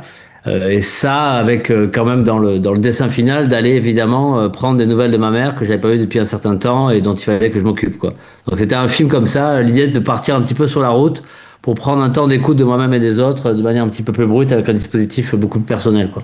Oui, bah là on est en 2025, mais c'est un film que vous avez tourné il y a quelques temps. Je me rappelle que quand on s'était vu au Cinémed en 2022, je crois, pour Tant que le soleil frappe, vous nous parliez déjà de ce film et à l'époque il s'appelait même Cerveau. En tout cas, vous nous l'avez vendu comme un film qui s'appelle Cerveau. Pourquoi vous avez changé de titre ? Alors c'est le distributeur. Moi j'aimais bien Cerveau parce que c'était un film qui devait quand même, qui brassait plusieurs mandibules, plusieurs cerveaux, plusieurs personnalités comme ça. Et puis il s'est avéré que le distributeur certaines personnes trouvaient que ça faisait un peu trop médical, on n'arrivait pas vraiment à déceler quelle était la thématique du film, donc ils m'ont dit que c'est mieux que tu changes. Donc j'ai trouvé Détour que je trouvais bien. Et effectivement, c'est un film qu'au long cours, que j'avais déjà... en fait, qui a fonctionné par bribes, puisqu'il y a eu plusieurs tournages, et c'est un film qui convoque aussi des images d'archives, donc du coup, il s'est étalé sur pas mal de temps en termes de tournage, et c'est un film qui a pris aussi pas mal de temps en termes de montage. Ouais, bah on va revenir sur tout ça. Donc, si j'ai bien compris, les scènes étaient parfois aussi écrites. Comment vous avez construit donc le scénario de ce film ? En réalité, j'ai fonctionné par personnage, donc je suis parti du postulat que moi je voulais donc partir sur la route plutôt seul, donc avec ce principe d'autofilmage que j'avais déjà expérimenté sur un moyen métrage qui s'appelait Buffer Zone, qui était une fiction des années auparavant. Donc l'idée de me retrouver seul, moi, face à mon cadre, face à ma caméra. Et en fait, donc j'ai dessiné un petit peu comme ça, l'idée de partir quand même de mon psy pour poser un petit peu effectivement la thématique du film, son propos. Et après, globalement, j'en ai tissé. J'avais quand même un assistant qui m'a accompagné de loin, comme ça, qui était parfois là. Ok. On a déterminé des personnages, mon frère et certains personnages sur une route qui allaient m'amener de Paris à Toulouse. Et ces personnages-là, donc, j'ai été les voir chez eux. Et il faut avouer qu'il y en a un ou deux, notamment le personnage de la fin, par contre, que j'ai fait venir sur la route, qui est un comédien parisien avec lequel je voulais discuter, qui était pas très loin, mais que j'ai fait venir sur la route du chemin de Saint-Jacques, avec qui j'ai passé un temps, et qui après est reparti de son côté, quoi. Donc c'était un mélange de choses qui étaient préexistantes et de choses qui étaient un peu plus préparées. Ouais, parce qu'il y a quelque chose qui m'a trotté dans la tête pendant tout le film, c'est comment il s'est déroulé le tournage, et derrière ça, je veux sous-entendre, c'était quoi les moyens de tournage, votre matériel, comment vous avez tourné concrètement vos plans, puisque vous étiez donc le plus souvent seul, mais vous me dites qu'il y avait un assistant de temps en temps avec vous, c'est ça ? Ouais, non, en fait, donc le matériel, c'était une caméra relativement simple, une Panasonic, voilà, avec, je voulais absolument une optique fixe, pas de zoom, pour avoir un peu, pour revenir un peu une grammaire un peu à la Bresson, comme ça. Donc c'était un 35 mm pour avoir une image pas trop serrée quand même. Donc, et l'idée c'était effectivement de pouvoir poser la caméra donc en plan fixe sur moi et de pouvoir intégrer le cadre et en disparaître en actionnant et en coupant la caméra. Effectivement, j'avais de temps en temps un assistant mais qui n'était pas tout le temps là en fait, parfois sur la route. On se donnait rendez-vous notamment quand il y a des problèmes de train que j'ai un peu exploité parce qu'il y avait effectivement ces problèmes de train, de grève qui m'ont bien servi et qui m'ont permis de prendre des blabla-cars et de me faire jeter sur des péages, tout ça. Là, tous ces moments-là, j'étais tout seul, quoi. Et donc concrètement, en fait, il y a juste certains plans, notamment le plan au début, par exemple, des plans comme quand je suis gare de Lyon à Paris, où on voit que la caméra est très loin du personnage en ville. Là, il fallait que Cyril, ce magnifique personnage, magnifique collaborateur puisse être à côté de la caméra pour pas qu'on me la vole, tout simplement, quoi. Ouais, et ça fait quand même des super plans. C'est vrai que ça m'a vraiment marqué. Et du coup, je me demandais aussi, est-ce que c'était de la pure improvisation, ces plans, ou il y avait aussi une grosse part de réflexion ou un mix des deux? Alors, pour ce qui est des plans de déambulation, c'était des plans qui ont été... disons que c'est souvent des décors que j'ai découverts, que je n'avais pas, pour la plupart, repérés. Quand j'arrive à la gare d'Arles, je sais que je vais avoir un ami à Arles, mais je n'ai pas été à Arles. Donc, du coup, je prends un petit peu un temps, comme je suis tout seul. Par contre, je prends du temps pour poser mes cadres. J'ai le temps. Donc, je regarde, je repère, je fais mon sac à dos, je fais un petit tour de la... Et puis, je me dis, bon, voilà, je vais me mettre là. Puis, finalement, je vais me mettre là. Et je fais, donc, je parle des plans quand je suis tout seul. Et de la même manière, quand je vais chez les gens, j'arrive, je regarde un petit peu le décor, les appartements, tout ça. J'ai deux jours devant moi, 2-3 jours, et je prends le temps de poser des cadres. Je me dis, on va se mettre là, on va se mettre là. J'ai envie qu'on s'allonge là, tout ça. Donc voilà. C'était quand même, donc, du coup, c'était à la fois, il n'y avait pas trop de préparation, mais il y avait quand même un travail un peu quand même en amont, quoi. Alors ce film, c'est avant tout aussi votre voyage, un voyage personnel. On vous suit au gré de vos détours jusqu'à vos retrouvailles avec votre mère. Qu'est-ce qui vous intéressait dans le fait de faire un road movie en quelque sorte? Il y avait l'idée donc dans l'idée de cheminer pour aller voir ma mère. Il y avait quand même l'idée du voyage, comme je l'ai précisé tout à l'heure, l'idée de prendre un temps à soi pour se re-questionner dans des temps d'absence, dans des temps de réflexion, dans des temps de silence, et de le faire aussi en prenant des nouvelles de mes pères, de mes amis. Et après, donc, du coup, il y avait quand même donc, dans l'idée de rejoindre Toulouse et l'institut dans lequel était ma mère pour prendre des nouvelles des nouvelles d'elle-même. Après est venu quand même, donc il y avait l'idée sur Road Movie, l'idée d'être en mouvement quand même, quoi, de pouvoir effectivement éprouver la route, quoi. Et après sont venus s'intégrer des fragments de flashback de la vie de ma mère en montage au sein de cette déambulation-là, quoi. Ouais, le montage a une part hyper importante dans la construction de la narration de votre film.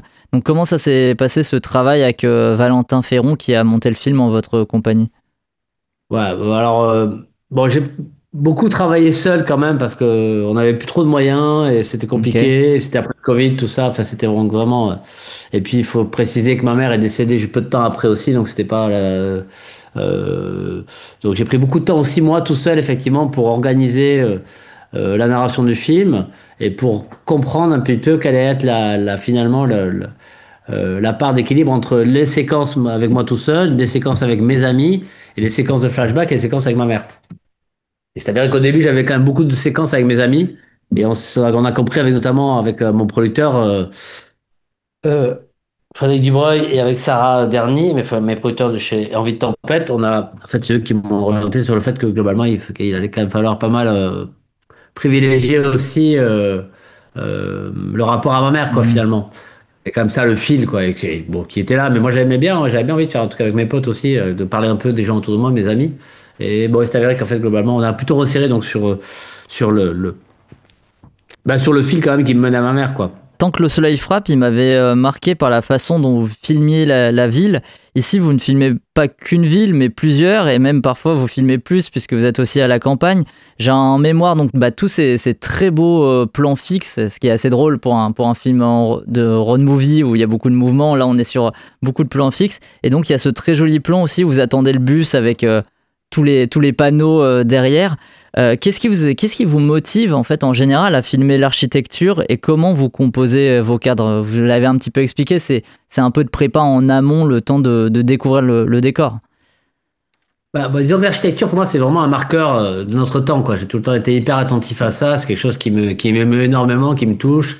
J'ai toujours beaucoup regardé l'espace public, l'espace privé, ce qui avait été de fait abordé en tant que le soleil frappe sur cette notion-là. Et puis, donc, l'architecture, qu'est-ce qu'on construit, dans quoi on s'inscrit, sur quoi on marche. C'est quelque chose, moi, je suis assez poreux à ce genre de choses. Donc, du coup, je suis très attentif. Donc, je regarde ça. Et après, dans mes cadres, effectivement, c'est très important pour moi de rendre compte un petit peu de ça et de ce que ça raconte en termes de profondeur, en termes d'obstruction, en termes de matière. Et donc, en termes de symétrie, en termes de géométrie aussi. Et en l'occurrence, ça c'est d'autant plus que c'est quand même mon corps, le corps d'un personnage qui va venir s'inscrire dans ce cadre-là, quoi. Donc effectivement, j'étais assez attentif au fait qu'il y ait une progression, ou une narration finalement au travers de ces images-là, quoi. Dans quoi le paysage, quoi, qui est un paysage, on met un paysage urbain, un paysage plus campagnard, dans quoi dans quelle réalité s'inscrit le personnage, quoi. Et en quoi cette réalité-là, finalement, elle nous permet aussi d'éprouver des émotions contemporaines. Aujourd'hui, quoi. Qu'est-ce qu'on a aujourd'hui en face de nous, quoi. Quel monde s'offre à nous? C'est un truc auquel je suis assez attentif, quoi. Bon, en tout cas, ça fonctionne encore une fois très bien. Et puis, Cocorico pour nous qui sommes à Montpellier. Même chose avec les corps. C'est les gens qui traversent le cadre, c'est pareil. La manière dont ils sont habillés, la manière dont ils s'émeuvent, les corps, tout ça, ça participe aussi à l'architecture des villes, quoi, évidemment. Et comme je disais aussi, Cocorico pour nous qui sommes à Montpellier, il y a même une scène devant la gare Saint-Roch. Ah bah oui. Dans la même veine des questions qui m'ont traversé l'esprit pendant le visionnage du film, puisque moi aussi, voilà, je fais du documentaire et donc il y a plein de trucs qui me posent question quand je vois un film comme celui-là. C'est comment vous avez géré aussi les autorisations pour pouvoir tourner dans certains lieux comme voilà, l'Institut où il y avait votre mère, parce qu'on sait que les caméras, elles sont difficiles à faire entrer dans ces endroits-là. Alors globalement, ils ont été assez... on a déposé une autorisation de tournage comme ça, je les ai assez rassurés. Bon, le fait qu'il y ait ma mère dedans, évidemment, déjà j'avais quand même une porte d'entrée, bien évidemment. Après... eux, ils étaient OK tant qu'en fait, finalement, je filmais pas les autres résidents, enfin les autres personnes, effectivement, les malades à côté, ça leur posait pas trop de problèmes. Et c'est la raison pour laquelle, du reste, il y a quand même un plan où à un moment donné, je voulais filmer une salle commune quand elle chante, et je me mets, il y a une espèce de rideau en plastique comme ça, je me mets derrière. Du coup, on voit pas vraiment, on distingue un petit peu les silhouettes. Ça fait un plan qui est assez intéressant, du reste, je trouve, visuellement. C'est pendant qu'elle chante, là. Mais après, globalement, c'était elle dans sa chambre, on voit peu de personnel, et donc finalement la question s'est pas évidemment posée, ça allait, quoi. Mais même dans l'hôpital, pour vous, quand vous allez passer votre IRM... L'hôpital, pareil. Alors moi, il faut savoir qu'il y a quand même, généralement, souvent, je vole vachement de plans. Hein. C'est que moi, je fais partie quand même de l'école de Werner Herzog qui dit il faut demander pardon que l'autorisation, quoi. Souvent. Donc après, à l'hôpital, il y a une partie de Rush qui avait tourné, j'avais fait... C'était à Bichat, j'avais fait des plans sans autorisation. Et là, par exemple, quand on est avec la jeune femme qui m'envoie pour faire l'IRM, elle, on a été obligé de lui demander l'autorisation parce qu'on a l'autorisation, on a un droit à l'image, on a tout ça. Bon, en tout cas, on va garder cette formule. Effectivement, vaut mieux demander pardon que demander à tourner. Lors de notre dernière entrevue au Cinémètre, on avait aussi fait le parallèle entre donc, vous, Philippe Petit, et le personnage principal du film joué par Swan Arlo. Ce parallélisme, il est d'autant plus présent cette fois-ci puisque vous êtes vous-même le protagoniste principal du film. Pourquoi ne pas être passé par la fiction concrète, cette fois avec des acteurs ? Disons que là, ça partait quand même d'un postulat assez documentaire. Il y avait l'idée de revenir sur certains des personnages autour de moi qui m'accompagnent, d'aller re-questionner par le biais de fragments documentaires des images de ma vie, mes enfants, ma compagne, et puis bien avant toute chose, évidemment, ma mère. À partir du moment où je voulais quand même faire un travail autour de ma mère que j'avais filmé à différents moments de sa vie, il était logique que ce soit moi qui l'accompagne. J'allais pas foutre un comédien ou Swan Arlo en face d'elle en train de lui dire on va jouer un truc, ça marchait pas bien. Donc je me suis dit il faut assumer ce juste-là. Et puis moi j'aime bien jouer dans le film des autres. J'aime bien apparaître dans les miens dans la fiction. Et c'est vrai que, pour l'autre coup, par contre, c'est vrai que pour moi, c'était peut-être l'un des moments les plus délicats que j'ai jamais éprouvé en tant que comédien devant une caméra et devant la mienne. Notamment quand je vais voir mon frère ou ma mère, où j'étais vraiment pas, du coup, forcément super à l'aise, quoi. Oui, j'allais vous demander, du coup, qu'est-ce qui vous plaît dans ce lien étroit qui unit fiction et réalité? Puisque là, encore une fois, dans votre film, les protagonistes, ils regardent quasiment jamais la caméra, à part votre mère peut-être à 2-3 moments. On a la narration comme on en a parlé, on fonctionne avec des flashbacks par moment, donc ça aussi ça peut faire penser à de la fiction. Qu'est-ce qui vous intéresse dans ce lien? Là c'est l'écriture en l'occurrence, c'est un film qui a été très écrit au montage, qui a pris beaucoup de temps pour trouver un petit peu sa direction et ses thématiques, en tout cas, pour préciser un petit peu ses intentions. Et donc, dans ce cadre-là de documentaire, je m'autorise toujours, effectivement, c'était le cas aussi dans Danger Dev, finalement, des incursions dans la fiction en termes d'écriture. Et en fait, je m'affranchis un petit peu de la réalité pour pouvoir raconter ce que je veux. Parce que moi, la limite est toujours très poreuse. je vais pouvoir faire jouer dans mes fictions des gens comme dans Tant que le soleil frappe ou ailleurs, des gens qui ne sont pas des comédiens, avec leur code. Alors, ils apprennent parfois du texte, mais parfois, je leur dis aussi, de manière assez libre, si je te prends toi avec ton corps, toute ton encyclopédie personnelle, avec tes tics, c'est aussi pour que tu puisses la retranscrire, donc sans toi libre, de pouvoir être toi-même, à partir du moment où tu es naturel, face de la caméra. Donc, pour moi, il n'y a pas vraiment tout dépend finalement du sujet, tout dépend du film, mais chaque personnage a sa place, tant qu'il devient finalement, un personnage devant une caméra, un personnage de cinéma, finalement. Détour débute avec une scène donc chez votre psy. Est-ce que vous considérez que la réalisation de ce film a agi comme une thérapie pour vous et plus généralement, pensez-vous que le cinéma puisse être thérapeutique ? Alors, en l'occurrence, oui. Pour moi, c'est le chemin qu'a dessiné le film a été thérapeutique en amont, pendant et en aval dans le montage. Les questions qui ont été posées, que je me suis posé sur moi-même, sur les gens qui m'entouraient, et sur l'histoire que je voulais raconter, a forcément été quelque chose qui a puisé dans des choses très intérieures, qui a forcément une espèce de vertu un peu thérapeutique, en tout cas d'introspection. Parce qu'effectivement, quand je vais chez le psy, j'ai eu la chance d'avoir un psy là, qui, en l'occurrence, était d'accord pour qu'on filme ça, ce qui n'était pas évident. On a vraiment fait une séance qui était une séance normale. Okay. Est-ce que le cinéma a des... Oui, je pense que le cinéma peut avoir toute forme de vertu et toute forme d'avantage, toute forme et est-ce qu'il peut avoir une portée thérapeutique? Je pense que dans le phénomène, dans l'incarnation, il a forcément quelque part un truc un peu thérapeutique dans la mesure où le principe d'identification, il a dit un peu ça. On s'identifie à quelqu'un parce qu'on se voit dans un personnage, et quand on se voit dans un personnage, on se dit qu'est-ce que je regarde de moi-même là-dedans, et en quoi je vais puiser un truc qui renvoie à ma personnalité. Donc il y a un truc un peu thérapeutique, et l'histoire même du main caractère, des choses comme ça dès le départ, c'est ça, c'est un truc, en fait on se raconte une histoire, donc on revient sur soi, on se re-regarde, il y a une espèce de miroir, et après avec ça on joue, on travaille. Et là, vous le dites avec une telle simplicité que c'est clair, on le comprend direct. Je sais pas, non. Non, je suis d'accord, c'est sûr, il y a toujours ce lien important, donc c'est pour ça qu'on veut souvent écrire un personnage principal auquel on va essayer de se retrouver, peut-être aussi dans ce qu'il pense, dans ses émotions, dans ce qu'il a traversé.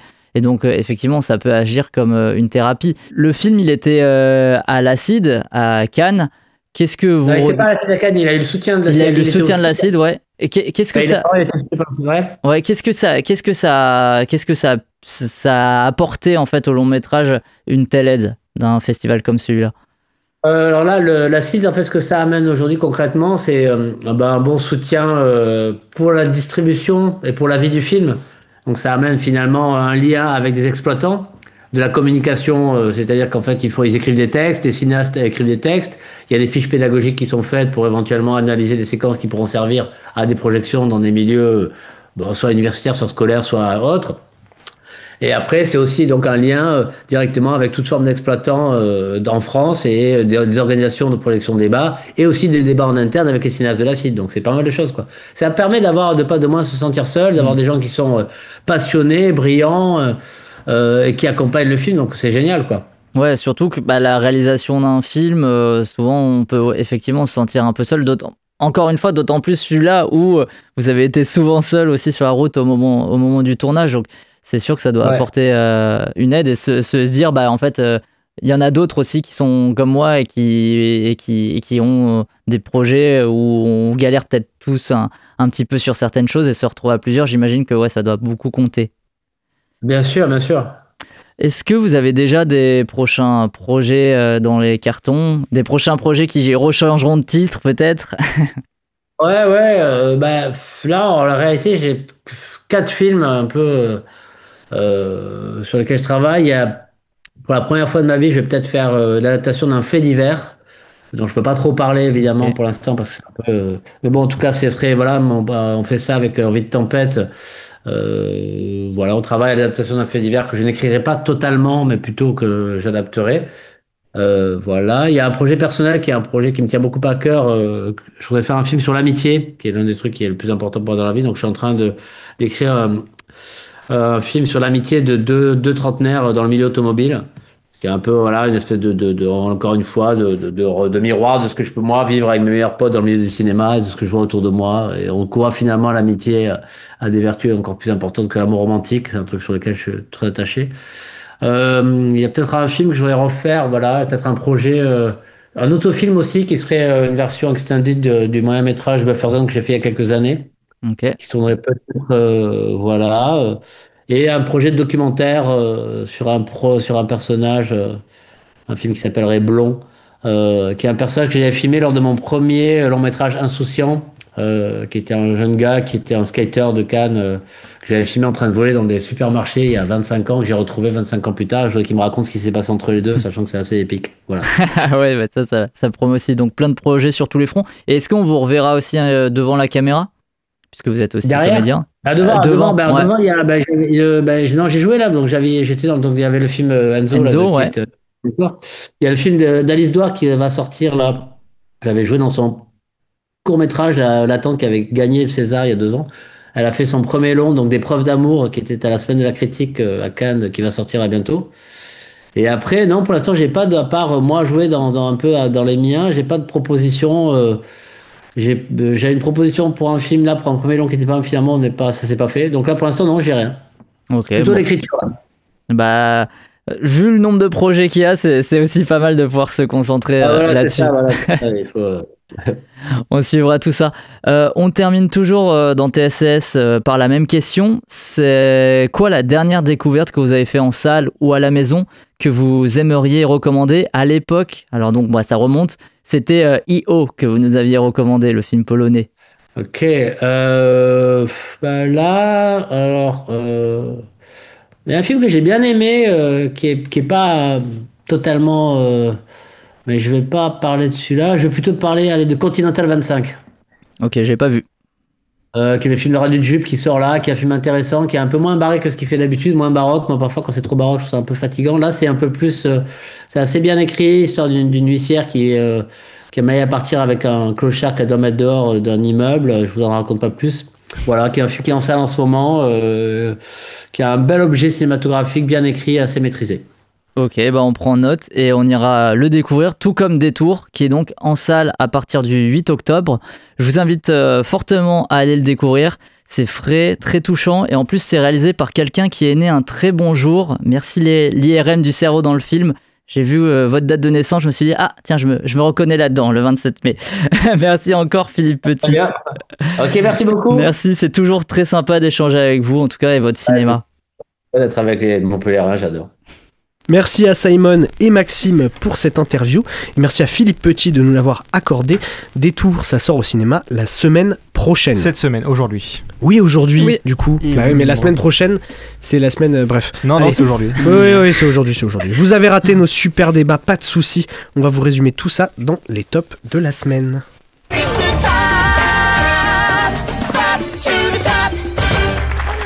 On commence par le top 1 de chaque chroniqueur, puis viendra le top 3 de l'équipe de TCS. Hugo, ton top 1. Un simple accident. Naomi. Un simple accident. Lucas. Marche ou crève. Jules. Un simple accident. Et moi, c'est A Big Bold Beautiful Journey, donc rien à voir. Est-ce que c'était bien? Moi, j'ai trouvé ça très bien. Alors, j'ai vu que beaucoup de gens n'ont pas trop aimé. Moi, j'ai trouvé ça très bien. Ça m'a beaucoup touché. Je trouve que Margot Robbie et Colin Farrell sont super. La DA est très très cool. Non, j'ai trouvé ça très bien. Elle a pris l'Onion Rings. Elle a pris l'Onion Rings. Est-ce que quelqu'un a vu un autre film? Personne n'a vu d'autres films cette fois? Mais c'est bien Maxime triste. n'est pas là. C'est bien triste.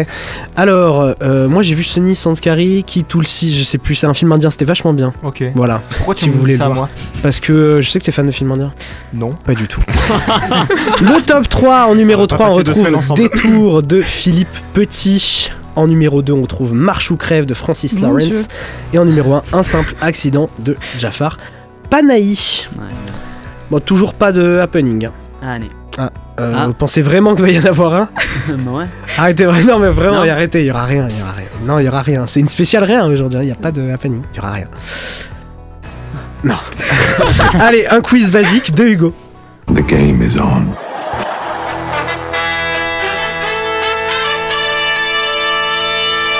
It's gonna be legendary.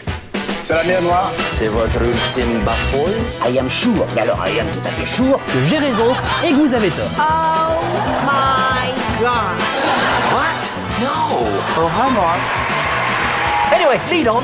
Allons-y. Chers amis, bonsoir. Alors, cette semaine, on a un double affrontement.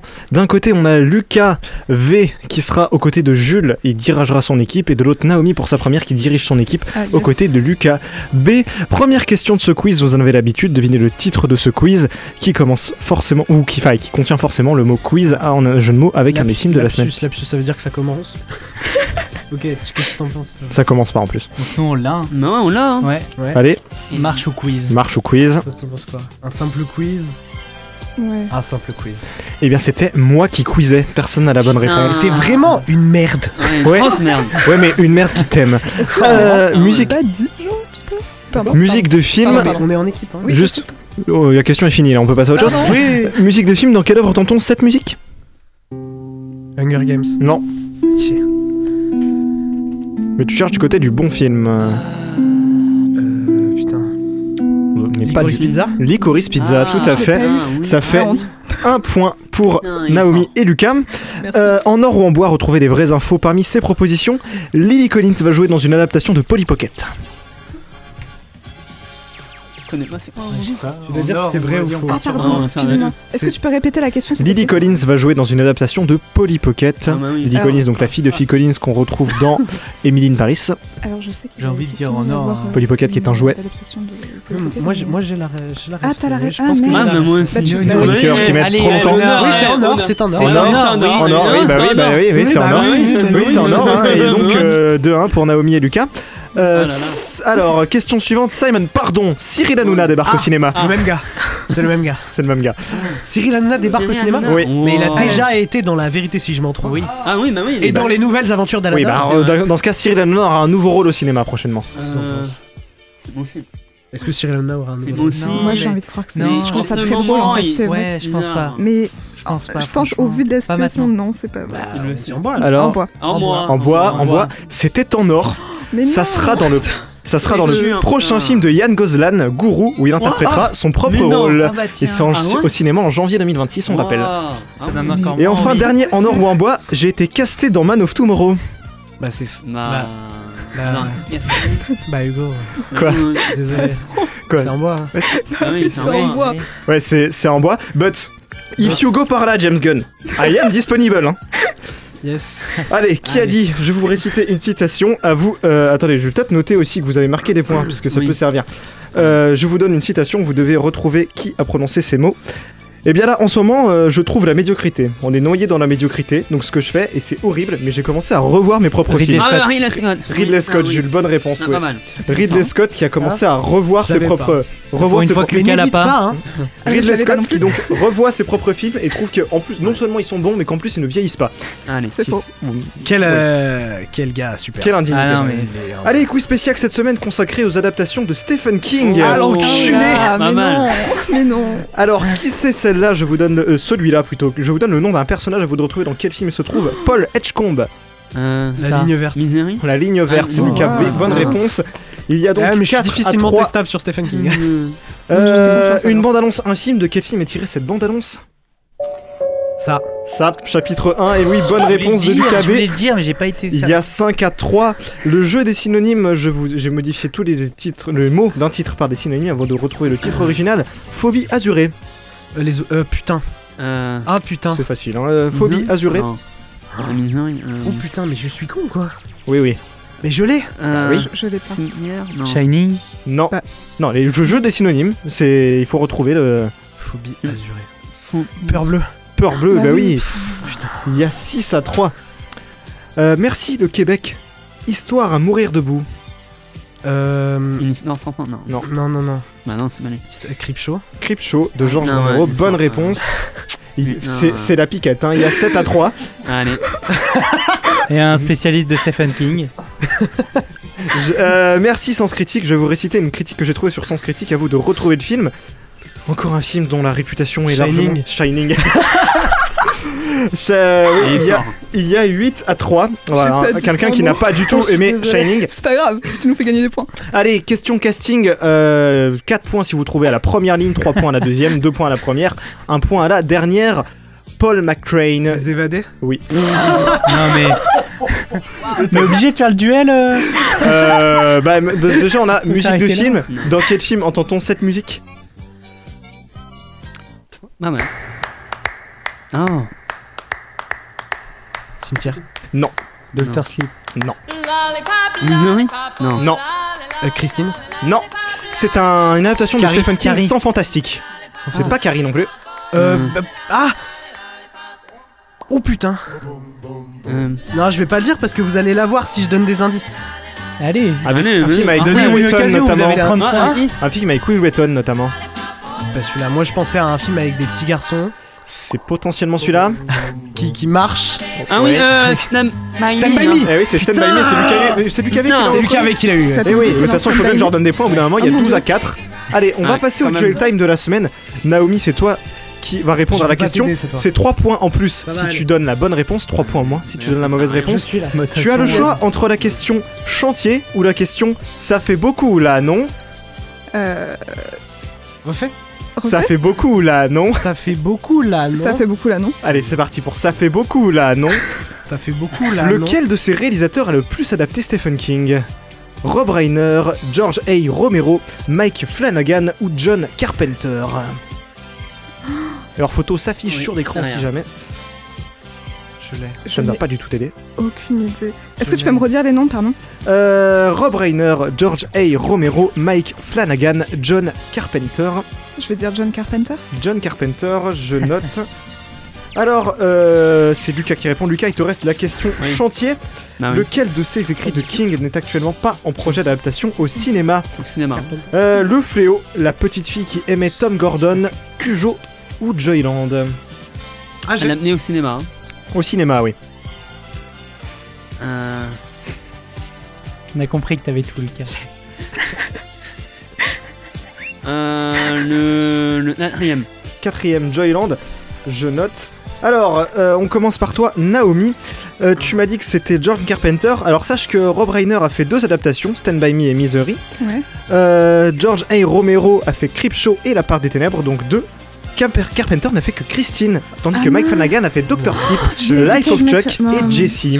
Ah putain. Dieu, donc vous perdez 3 points et redescendez à 9 points. Oui, je l'avais. Alors on passe désormais à votre équipe. Eh bien écoutez, je pense qu'on va gagner quand même. Lucas, tu m'as répondu. Lucas, tu m'as répondu Joyland. Alors non, sachez qu'il y a une adaptation du Fléau en préparation chez Paramount réalisée par Doug Liman. Mon honneur. La petite fille qui aimait Tom Gordon est en préparation chez Lionsgate avec J.T. Molnar comme scénariste et réalisateur. C'est bien. Et une nouvelle adaptation de Cujo se monte chez Netflix avec potentiellement Darren Aronofsky à la réalisation. Et il y avait un projet autour de Joyland en mini-série, mais Silence Radio 2020, vous reprenez 3 points et vous remontez à 7. Donc il y a 9 à 7, ça reste un score honorable. Bravo à Lucas et Naomi pour ce premier tour. Arrêtez d'applaudir derrière, vous me stressez. Bravo moi. Bravo Lucas. Bon, voilà, merci Hugo pour ce quiz, je t'aime. Oui, moi aussi. Qu'est-ce qui se passe? Bon non, toujours rien. Toujours pas de happening? Non, moi non. Non. Bon ben, les recos alors. Ouais. Alors si je peux me permettre de te donner un conseil, c'est oublie que t'as aucune chance, vas-y fonce. On sait jamais, sur un malentendu ça peut marcher. Waouh! Je suis là. Toutes les semaines, les chroniqueurs et moi-même vous faisons part d'un coup de cœur plus ou moins lié au cinéma. Petit tour de table, Naomi. Alors moi, ma recommandation, c'est This House Has People in It, un court-métrage d'horreur analogique réalisé par Alan Resnick et est disponible sur la chaîne YouTube d'Adult Swim. Je vous invite à vous plonger dans l'univers étrange de Resnick à travers ce qui, à mon goût, reste son chef-d'œuvre. Et c'est aussi un très bon moyen de découvrir le monde des ARG, car oui, spoiler alert, c'est un ARG. Et aussi tous les infomercials. Oui, bien sûr. Il faut regarder, c'est très bien. Lucas. Alors, bon, moi, ma recommandation serait Mosner, l'histoire de Edgin, saison 3. Edgin, c'est bon, j'ai du mal avec l'anglais, man. Fuck you. Non, mais voilà, c'est une série, il me tient énormément à cœur parce qu'on prend le temps de développer le mal et de leur donner, on va dire, pas une raison, mais une parole. Donc, et surtout, ce personnage qui a inspiré des monstres de cinéma comme Buffalo Hill dans Le Silence des Agneaux, Filleuse et aussi Massacre à Tronçonneuse. Donc voir tous ces films-là et se dire mais ça vient de nous. Et évidemment ça vient d'un être humain. Et quand on regarde la série on se dit l'être humain est tellement complexe que ça rend la sauce tellement fascinante. Ça doit être fascinant de dîner avec toi. Ouais.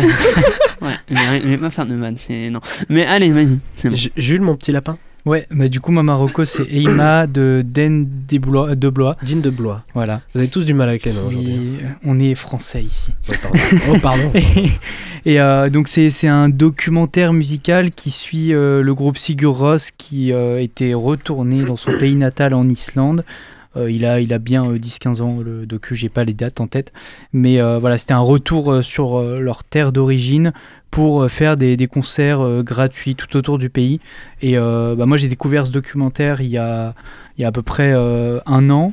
Et j'y retourne tout le temps parce qu'il y a des musiques fantastiques. C'est un voyage musical. Et il y a un recut qui est disponible sur YouTube qui fait à peu près 1 heure, qui est fantastique. Hugo ? Moi, je vais vous recommander un livre parce que j'en recommande jamais, mais c'est un comics. Supergirl, Woman of Tomorrow, qui va être adapté l'année prochaine par Craig Gillespie. J'ai lu le comics par curiosité, c'est un des meilleurs comics que j'ai jamais lu. Je vais vous le donner en vie en 3 mots. Furiosa dans l'espace. Voilà. Donc, si avec ça, je vous l'ai pas vendu. Si je l'avais pas déjà lu, j'aurais eu envie de le voir. Voilà. Ça raconte l'histoire de Supergirl qui aide une gamine à se venger de l'assassin de son père à travers un road trip galactique. C'est très cool, ça explore beaucoup encore un peu le même thème que Furiosa, la vengeance, le pouvoir du mythe, voilà. Et j'ai très hâte de voir ce qu'on va en faire Anna Nogueira et Craig Gillespie dans l'adaptation de 2026. Surtout quand tu auras Jason Momoa en Lobo. Tout à fait, et moi je vais vous recommander le show Fight Force. Alors c'est un show de catch, mais cette fois vous pouvez aller le voir vous, parce que c'est à Montady. C'est le 18 octobre, c'est ça, et donc c'est un show organisé par Hexagon Catch, c'est du catch français. Allons soutenir les catcheurs européens et Zeiken, le GOAT. Voilà, donc je vous encourage très très fort à y aller, c'est 5 € la place, c'est le 18 octobre à Montady. Allez-y, s'il vous plaît, j'y serai, on se verra. Merci du conseil. Ouais, je prends le temps pour tourner la page, parce que voilà, c'est fini. Bon, c'était une super spéciale rien, non ? J'ai vraiment rien eu de spécial, quoi. Rien de spécial. Ouais, merci Hugo, Lucas, Jules, Naomi d'avoir été avec moi pour cette émission normale. Sans happening. Attendez. Ah, ben non. Non. En fait, entre nous, avec Maxime et Hugo, on n'arrête pas de faire des spéciales, on n'arrête pas de vouloir faire toujours plus grand, plus fou, on n'arrête pas d'essayer de prévoir des happenings, mais finalement, est-ce qu'une émission spéciale maintenant, ce serait pas une émission où il n'y a rien de spécial ? C'est très philosophique ce que tu dis. Magnifique. Merci. Parce qu'on a quand même eu, une fois on a quand même eu Macron en live, c'était quand même un peu, tu vois, c'était too much quoi. Ouais. Je vais peut-être refaire la phrase parce que tu viens de tout gâcher. Ok. Donc est-ce qu'une émission spéciale, ce serait pas finalement une émission où rien n'est spécial ? Surtout une émission sans. Maxime, à méditer. Merci à la régie, Yanis et Simon. Merci à Philippe Petit. Et à Simon et Maxime pour son interview. Putain, je remercie tout le temps Simon, c'est dingue. Merci Vincent Lagaffe pour l'émission Le Big Deal et le film Le Baltringue. Merci à Michel Dumas pour ses super recettes. Merci à Dominique Mysterio d'être une si grande inspiration dans ma vie de tous les jours. La semaine prochaine, Hugo Paccard qui est là, il est moi. Il viendra vous parler de Tron Ares de Joachim Ronning, de Météore de Hubert Charuel et Claude Le Pape, et de Nouvelle Vague de Richard Linklater, pour lequel on accueillera l'acteur principal Guillaume Marbeck. Et pas du tout, on accueille Aubry Dulin qui interprète Jean-Paul Belmondo. Eh ben super, merci de m'avoir rencardé. C'est super. J'adore parce que je fais que du fact-checking pendant toute cette émission. C'est une super spéciale, franchement. Bon alors pour terminer cette émission spéciale, pas spéciale, finalement assez spéciale, dans le fait qu'elle est spécialement rien de spécial, on va mettre un truc qui a rien à voir. Alors on va mettre la nouvelle musique d'entrée de Becky Lynch, elle est pas mal, voilà. J'aime le catch. On se retrouve le 5 novembre où j'animerai une émission spéciale catch spécial catch pour la sortie de Smashing Machine. Sindou est joueur de biniou. Je vous aime, putain.